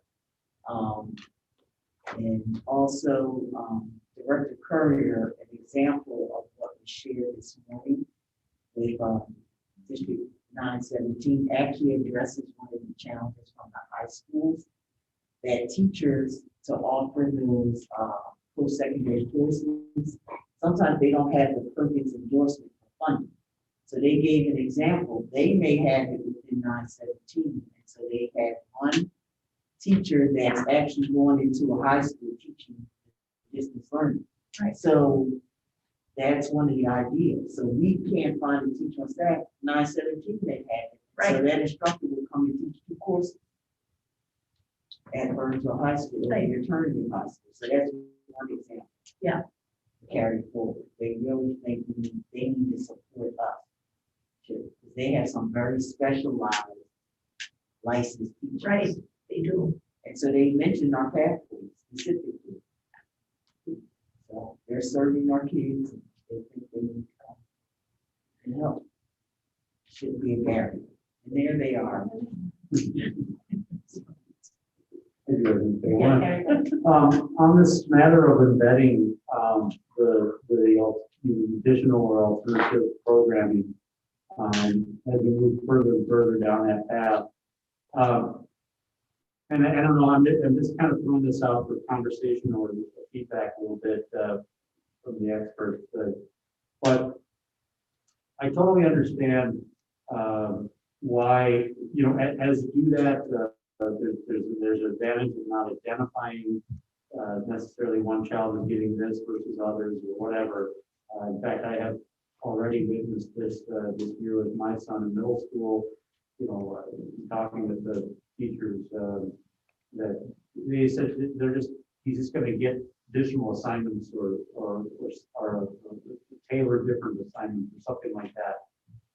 My only concern about that is there is actually some marketable value to some families knowing that you have some programming going on in the district. And as we talk about enrollment being a problem, you know, so it's a double-edged sword, I guess is what I'm trying to say. You know, what I would fear is at some point you reach the point where parents are saying, well, I just don't think we're getting enough extra, you know, and that other district has that whole fancy gifted and talented program or honors program. Little do they realize that we're doing the same programming, we just haven't been real loud and bold about it. And so I would just be interested in a little bit of feedback, Amina, maybe on that, how we can kind of walk that thin line between both scenarios and promote what we're doing, but also not be overt about it necessarily. I'd really like to invite Franny to just talk a little bit about that and share a little bit about the middle school embedded honors. Oh, hello. And thank you. So as you know, COVID has accelerated the timeline on many things. So this is a conversation that we have been having as a district, and we're talking about going into, and then COVID accelerated. So where we are with this process is that we are in the development with the staff. So in working with Principal Nesvag and Principal Pohl, one of the things we're doing is that I am meeting monthly with the content area teachers there's a rotation that's going through at the middle schools where we're looking at the data. We talked about the data before. We're looking at the data of the students that are in your class. And we're taking that data and we're saying that data tells me this as a teacher. It tells me how I need to change my instruction to meet the needs of the students in front of me. And we're working with the teachers on understanding, as Amina said, what I need, that every student in front of you isn't going to need the same thing, that we need to take the time to figure out how are we going to provide an accelerated opportunity for students based on the data that we have, because we just don't want to accelerate it. We want to make sure we have the right acceleration for students. And then how do we provide opportunities for students who may need extra remediation and things. One of the great things about it is that all of our teachers are excited about this prospect. They know that it is something that is possible to be done in the classroom, and they know that it's something that can be done at a high quality in the classroom. And they appreciate the support that we are given. And Amina didn't mention it. I think it was in the slideshow. We have purchased some additional software resources for the teachers to use that allow them to do some of this differentiation within the classroom for students. Thank you, Franny. Amina, did you have anything else you wanted to add? Did you have anything else you wanted to add, Amina? No, thank you. I think Franny addressed that very well. Thank you. So now we need to share how much they're customized. And I think that was the second part.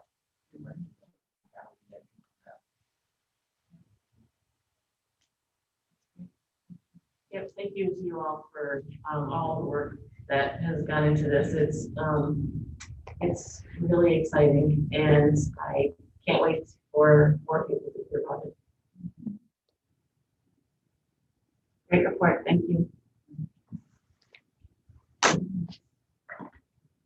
All right. Next, we will go to our final topic, which is board vacancy planning. And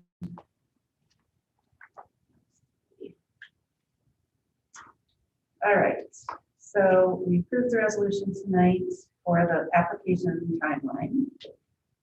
And we need to finalize the application form tonight so that then we can make it available to the community.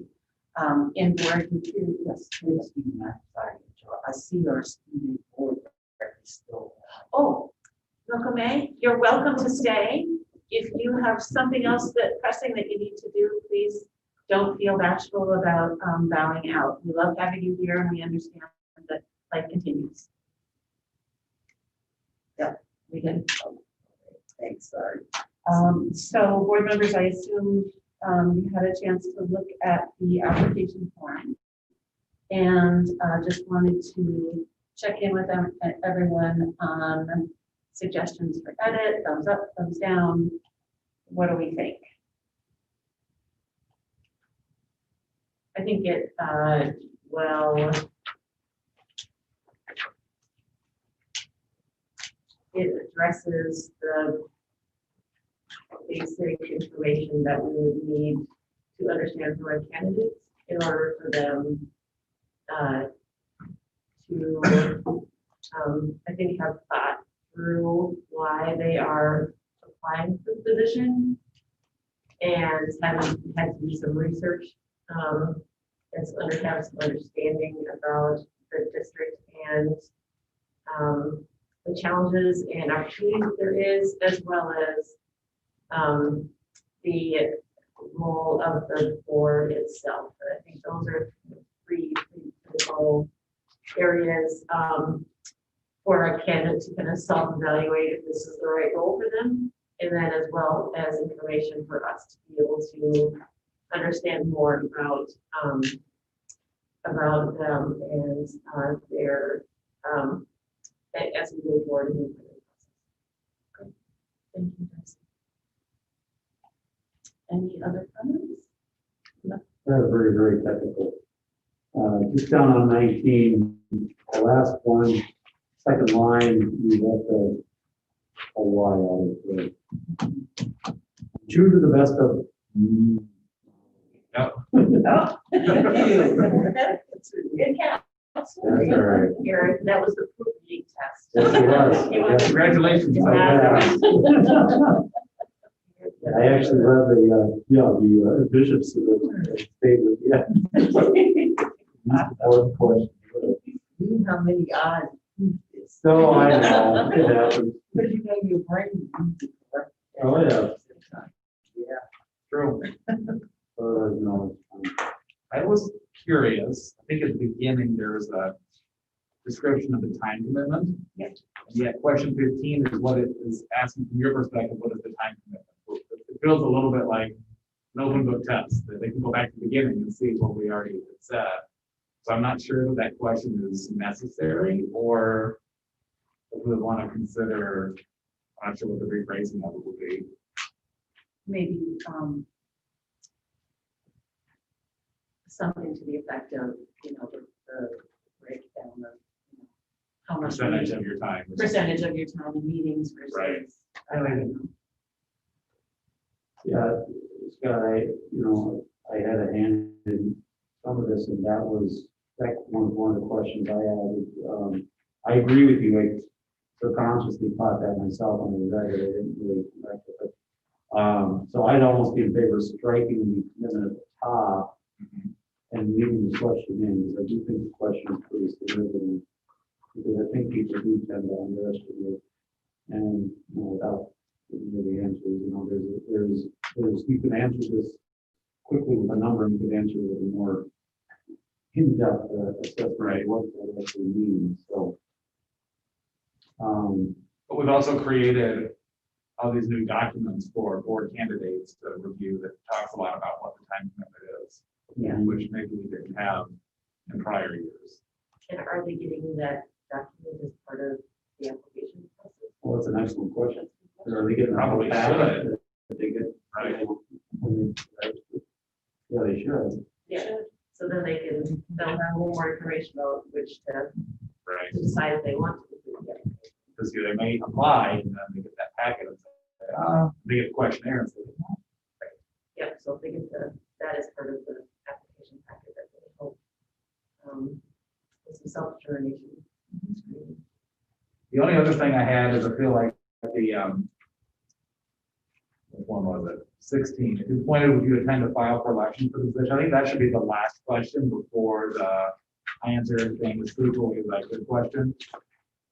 It just feels like it's kind of out of place. Feels like that should be the very last question they're asked before the signing of the form. So 16 should be. 16 should be, yeah, whatever the last question is before they sign their name at the end. Yeah, 18.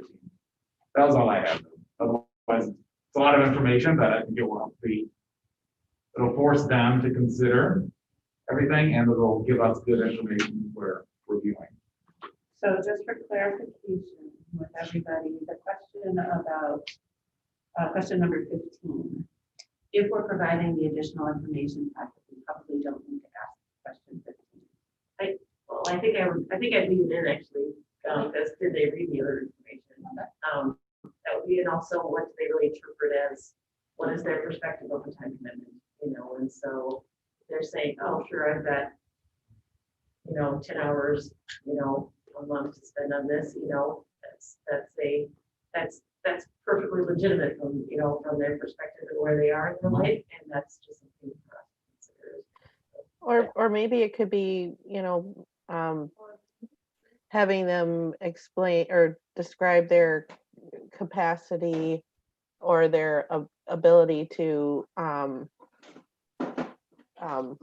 work within the time commitment needed to be a board member. So like describe your capacity to be able to handle the time commitment. Yep, that's probably a little more specific to what we're trying to get at.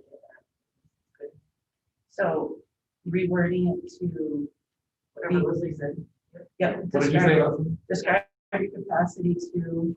I mean, handle's not the right word, but to whatever the better word is for handling the time commitment needed to be in this role.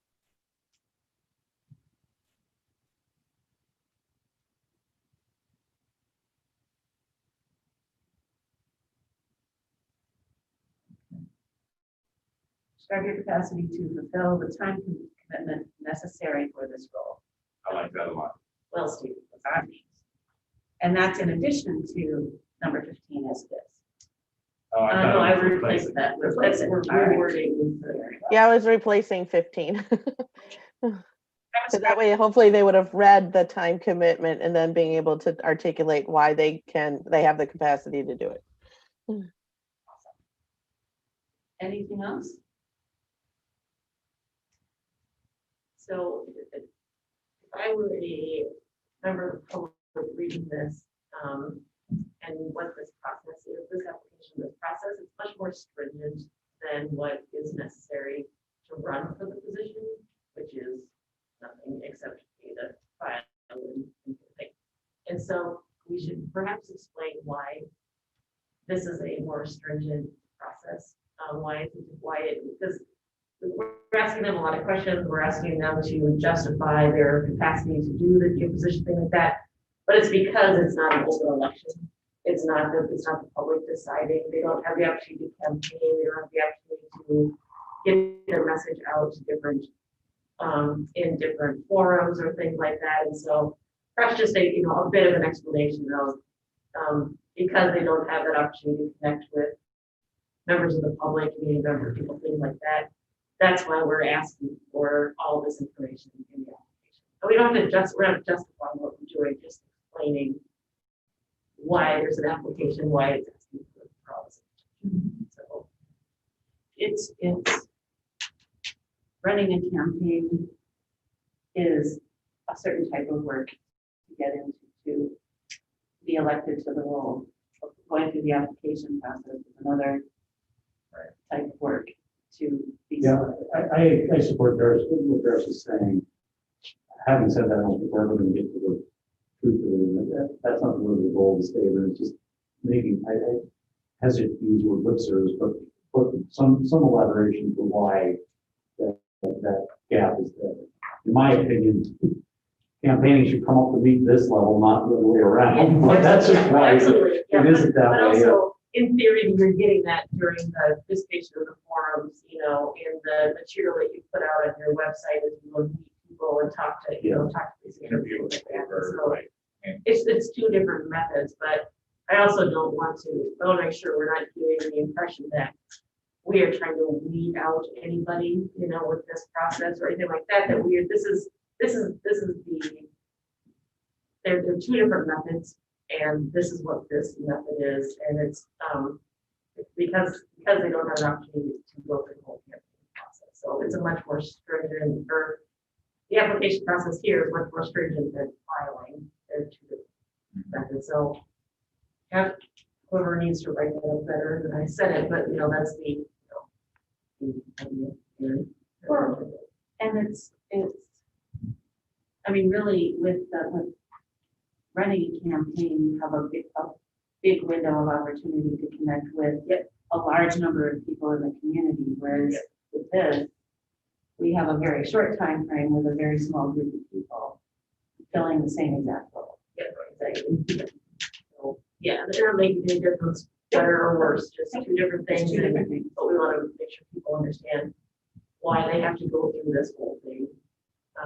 Where the filing is and money is just awesome. We will get that. Anybody else? Scott, Leslie? I'm good. You good? All right. So I will get to work on this tonight and we'll have it ready for posting tomorrow morning.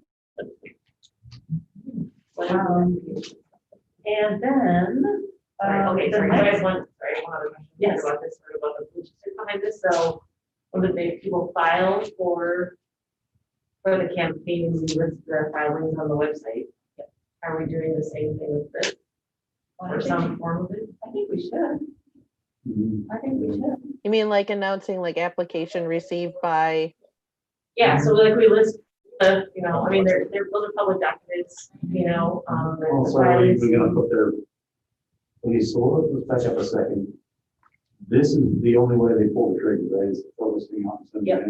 They're not like saying, I wanna do this, get the form, take it home, but they're doing Once it's this. filed. Right, so are we going to post this, their answers to these also? I was gonna suggest that we post all of the responses after the filing period. Okay, so, Probably. yeah, so, and my question was more like, are we No list of that. Are we even gonna list who's applied, you know, on the website, you know, and the filing piece is, that's a government document, where this is an internal, document. I don't know where the legal line lies about. So maybe we find that out before we do it. Yep, but if we can, you know, again, transparency and participation, you know, things like that, and, I don't know the answers need to be published or not, but I think they are public. If I remember correct, I would assume so. I would have to consider public record. I didn't ask Jamie, she would know. Yeah, but whatever we can post on this, I think would be good for the public to see who's applied to it. And if we are able to post, if we're able to post, do we want to? If we want to, when do we want to do it? So when's the end of the 6th? Friday, November. Well, there's no reason why, I mean, that's a simple table, there's no reason why we couldn't put, yes, person submits, Jamie or whoever's editing that, could put their name in. And then after the filings are closed, put everybody's. I think we should wait until after the filing period. Because that's after election day, and I don't want to create confusion if anybody who's currently running decides to apply for this also. And somebody might say, well, I won't go for them for this, because they might get on the other way. I would agree. I think we should wait till after the close of the application period and then have a listing of everybody who applied and other way, you know, any other information to be as transparent as we can. If it wasn't, the closing date wasn't 3 days after the election, I'd have a different answer, but it is. Because they technically could pull their application as well before that.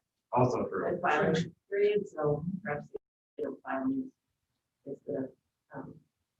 Maybe we should make that clear that we'll be posting them after the deadline, so you have until that point to drop out of this. So, a couple more items, and I am going to turn this over to Eric. We need to decide on an interview format. Okay, so I think that the initial question is, what do we think we're going to have for a count of applicants? And I think that's kind of where we have, and what do we prepare for next week for the scenarios there? That then I think will drive the conversation along what kind of interviews we have. Well, considering we had so many applicants, or relatively for the election this year, we could have quite a few applicants for this position. Especially once we're involved with Pam and Lori, So, but there's no way of knowing. I mean, if I we know have to that, say, but in like in groups of 4, we interview people in groups of 4 or something like that. So some sort of structure that allows for overnight. I'd be surprised if there are more than half a dozen that apply, I honestly. honestly feel the same way. I think it'll be more like 2 or 3, but who knows? Well, I guess last time we had kids, there was 20. We had a lot. There were 13, yeah. So, I mean, I highly struggle understanding, maybe I know a few people that would, but I struggle understanding why someone wouldn't have filed for this campaign, that they're that interested in this point in their life cycle, and now suddenly change their mind come fall. But let's just, what I was thinking is, let's pick a number that we say anything up to this, we're going to do one set of circumstances. Something beyond that, we're going to have to do a different, or probably essentially what matters, what amounts to an additional layer of something. Do some weeding at that point. I'd say up to 6 or fewer is individual interviews. Okay.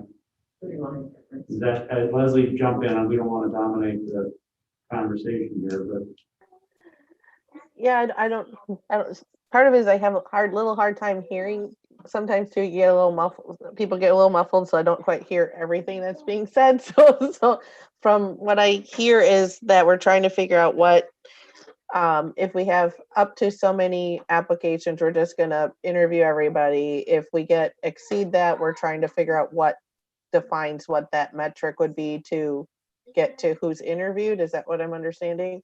My suggestion is if there's 6 total applicants or fewer, then we do individual interviews.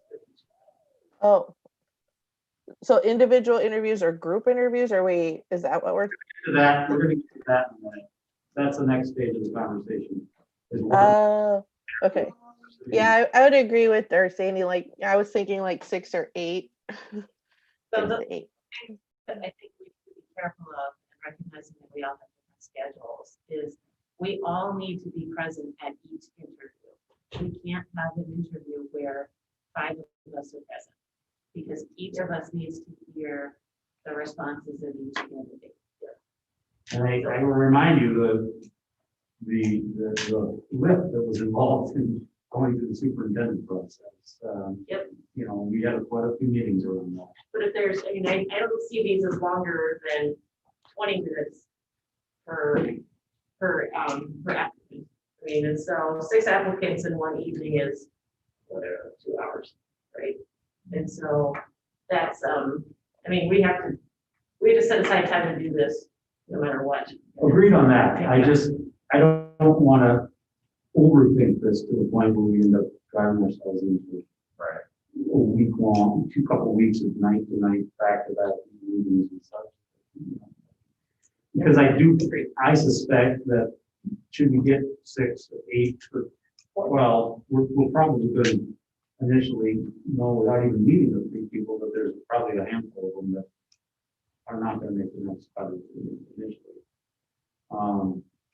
Just based, I mean, we have a very extensive questionnaire that we're going into this process. Right. What's preventing us from doing almost like a candidate forum and having 4 or 5 people at once and just asking them, you know, each of you, here's the question you're asked. That's what happened back in 2013. The issue I have is from a voter standpoint, you know, which is what I would be in this, you know, watching candidate forums, you know, in any for any office like that, the tendency for the next person to say the same thing that the person before them said, you know, that may or may not be what they were going to say in the first place, but that sounded really good. So I'm totally the Steel Airs, you know, response to that. And so, and I'm not at all suggesting that people are doing that, but I'm not sure you really get to a full, the full response of what they might have said had they been the first person to go, you know, for that. And so that's my hesitation about who interviews like that or rooms.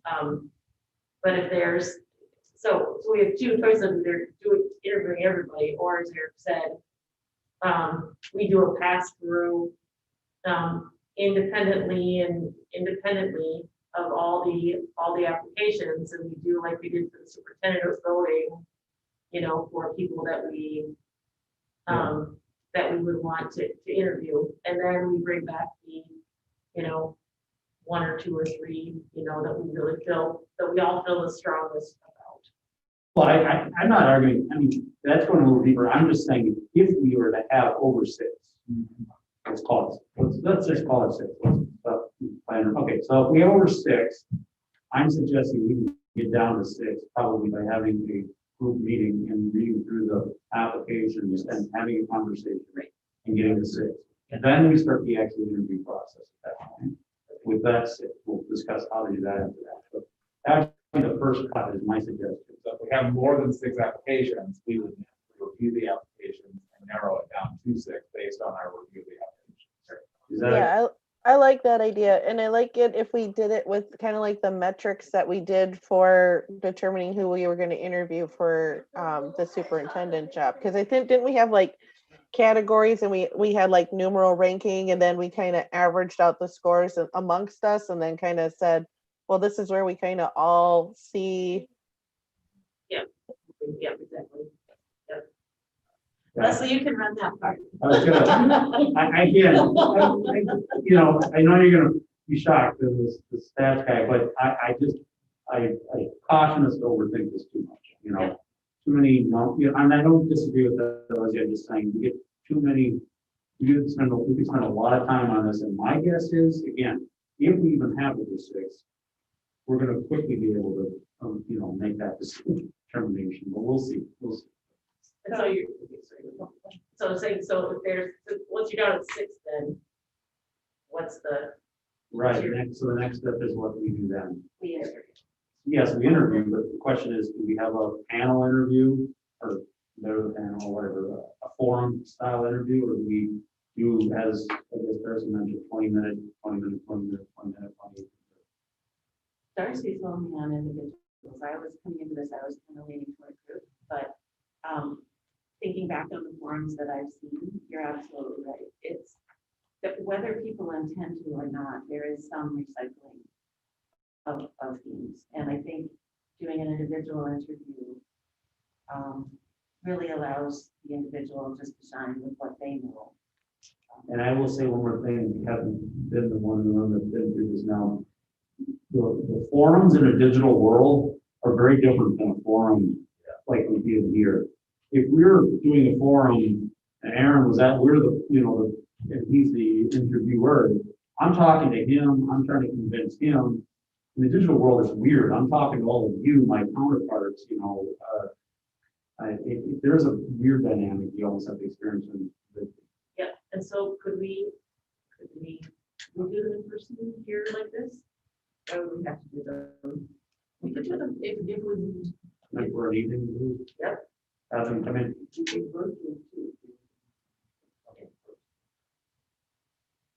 Yeah, so one was this. Yeah, right, so, yeah, I think we can completely do it.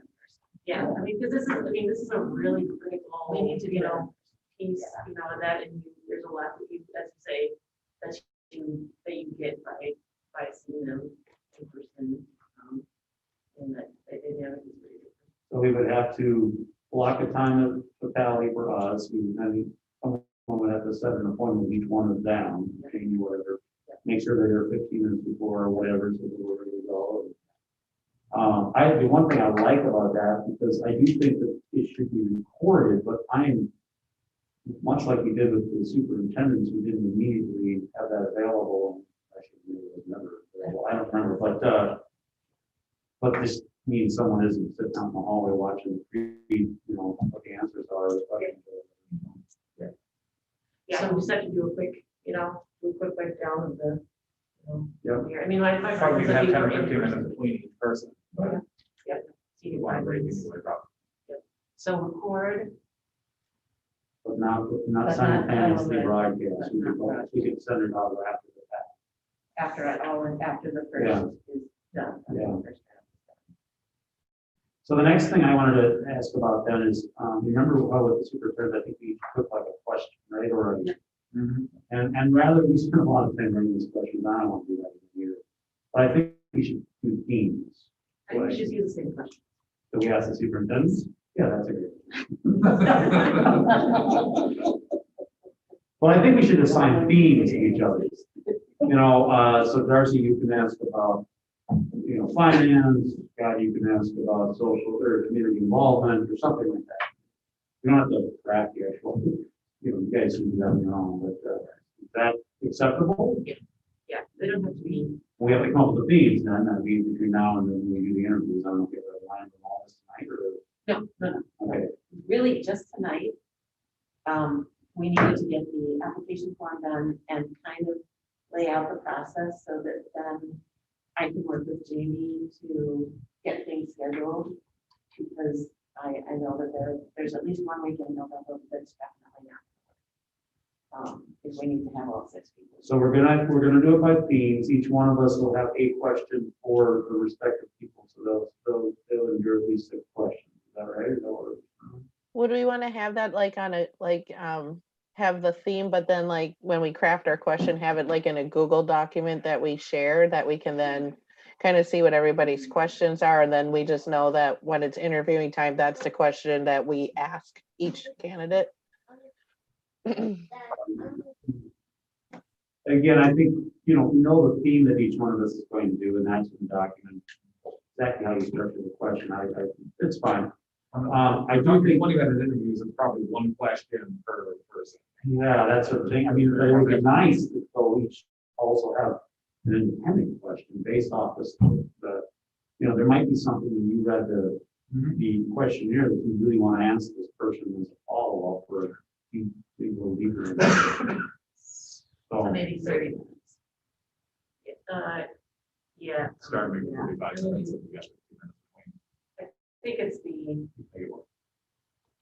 I mean, I like to do the themes, yeah, for sure, so they can it's the same thing, but the flexibility of being able to ask more specifically. Or, you know, what we could do is,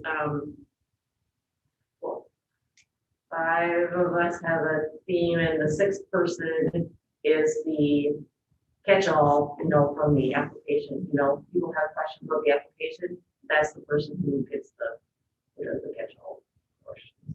You know, or a couple or 3 themes and or themes and 2 catch-all questions, whatever. But so if I have a question about this person's application, Eric, you're the catch-all person. I send you my questions. Say, I'm curious why they answered this about question 15. Okay. And then that's your. So then we don't have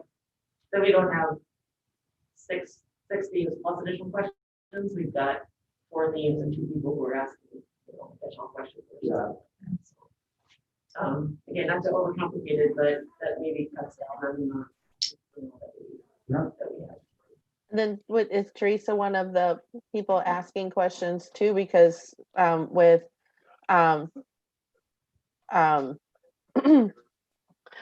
sorry, with Dee Dee reclusing herself, that only leaves the 5 of us as board members to be interviewing, right? No, I don't think Dr. Battle can legally be involved in the conversation. Okay, so then it's 5 of us asking questions if Dee Dee's going to possibly be applying, because isn't that why she's not present right now? So 4 themes. Yeah. So even then, I think we can get through in the 20-25 minutes, you know, kind of thing, because they go through that way. All right, So so I want to give them 5 minutes at the end, ask any questions they might have for us. oh, there's that. Yeah.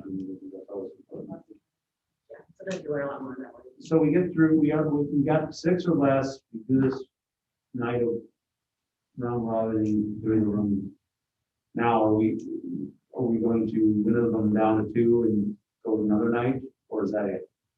No, I'd It like depends to- on how it goes. Maybe we'll have a conversation after the interviews and then we can decide. Are we ready to do a vote or do we still have to see them again? Well, no, I think we need to decide now if we're going to, it can't be subjective. I think we really need to just decide, Are we gonna just interview the 6th and show up in December and vote? I think we decide that night in that case.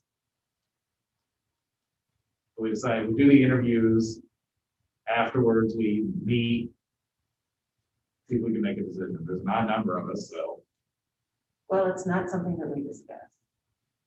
we would just vote. Yeah. 2-2-1 would be the only It's, I mean, if it's, so, potential challenge. so two, It's not something we discuss. we don't discuss our thoughts on the candidates because we're voting on them. So show up in December. Show up in December. Candidate A, is there any nomination for candidate A? And there has to be a nomination in a second. Yep. And then there's a vote. Yep. And then candidate B, is there a nomination? And then What is your, where did you get that information? You can't discuss it. Because, okay, so this might be a question that I need to ask MSBA, but I definitely remember after the second interview,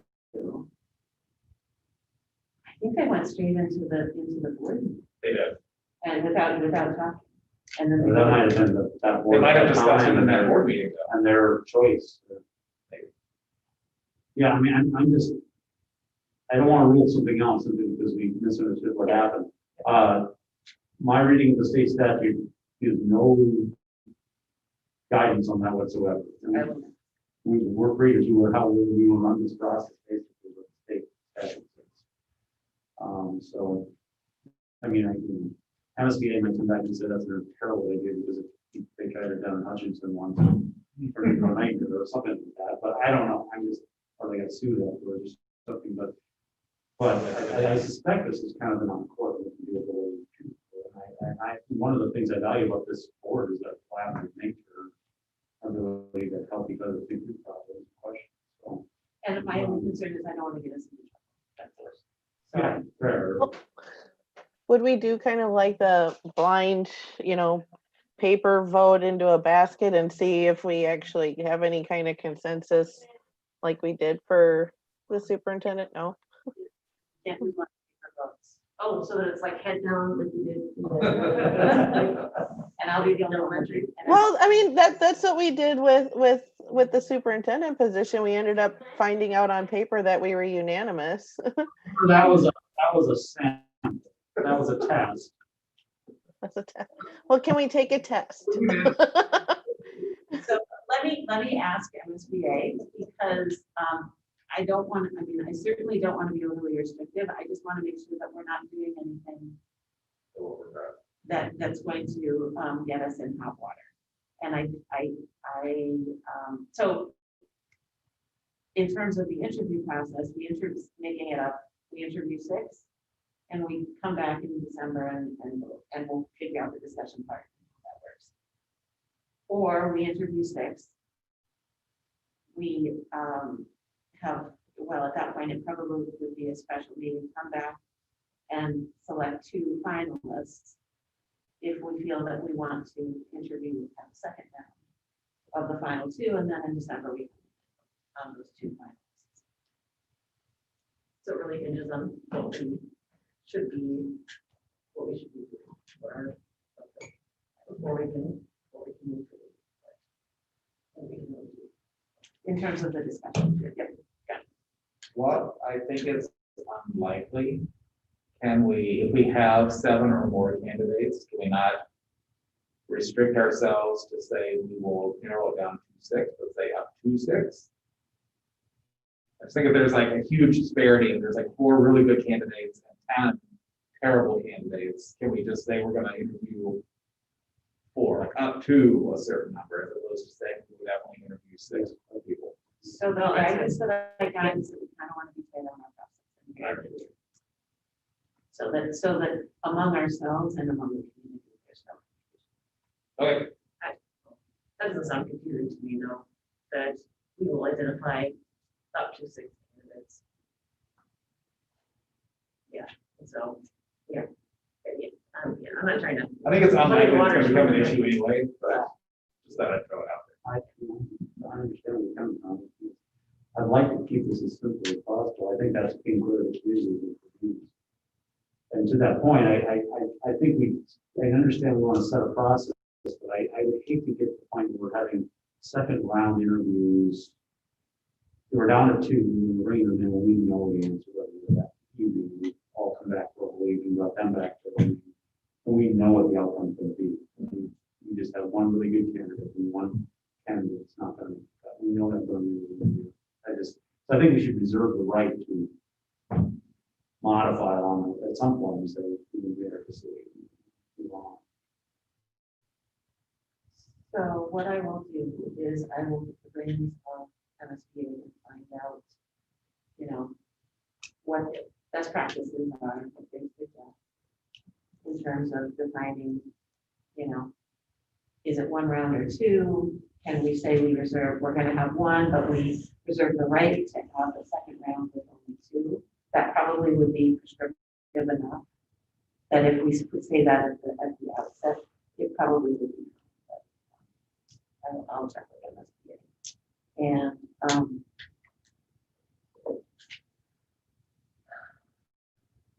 just looking at the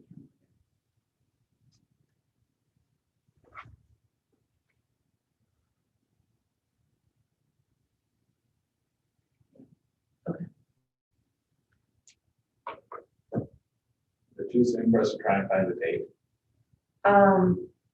well, I think we can probably talk about availability. The week of the 16th. Generally. That would be my preference. Talking about June 16th. No, Yeah. We already have that board. We have the board retreat on. So it would be the 16th, 17th, or 19th. But just broad strokes. We typically have a legislative committee meeting Monday, November 16th. But Thursday. but otherwise, I think I'm relatively open. That's close. That looks good. Yeah. Leslie, If it's in the evening, I'm available. the week of the 16th. Yep. Great. So I will.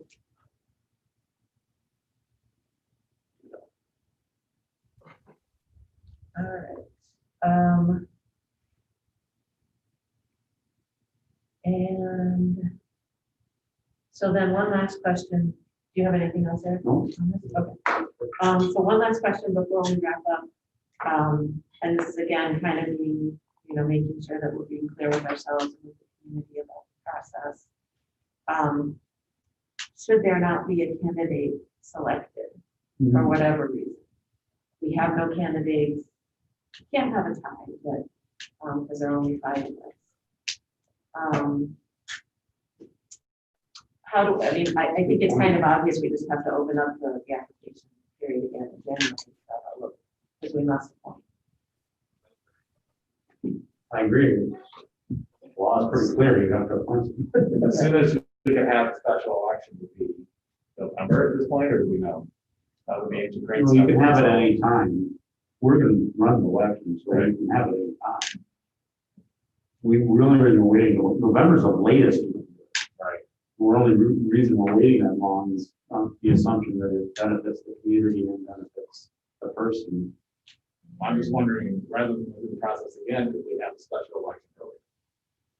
If we don't appoint in December, Right. we almost, something has to happen, but there's a. I'm not sure legally you can vote on election. You have to talk to Lori about that because it very clearly says you must appoint. It doesn't say you can appoint or have an election. The statute says. We must appoint, and that Now, was. I don't know if that was the intent of the statute, but that is what the language of the statute. And that's the guidance. Also, that we must appoint and then we have a special. I mean, it's, I said, I don't know. frustrating. I wish we could appoint for 2 years and be done with this. Hold an election so they can sit and speak for 1 year. But So just reopen the application process. that's all we have to go. I just wanted to check in with It'd be very disappointing if we did all this and That would be great. I guess that's who's to say it would it's a be. good thought. I hadn't even thought of, but there is a chance that could happen. Anything else? Leslie, no? Anybody else? All right, I will get to work on this tonight, get it to Jean, and we'll have it ready tomorrow. Thanks, everybody. Thank you. Great, thanks, bye. Have a good weekend. Yeah, me too.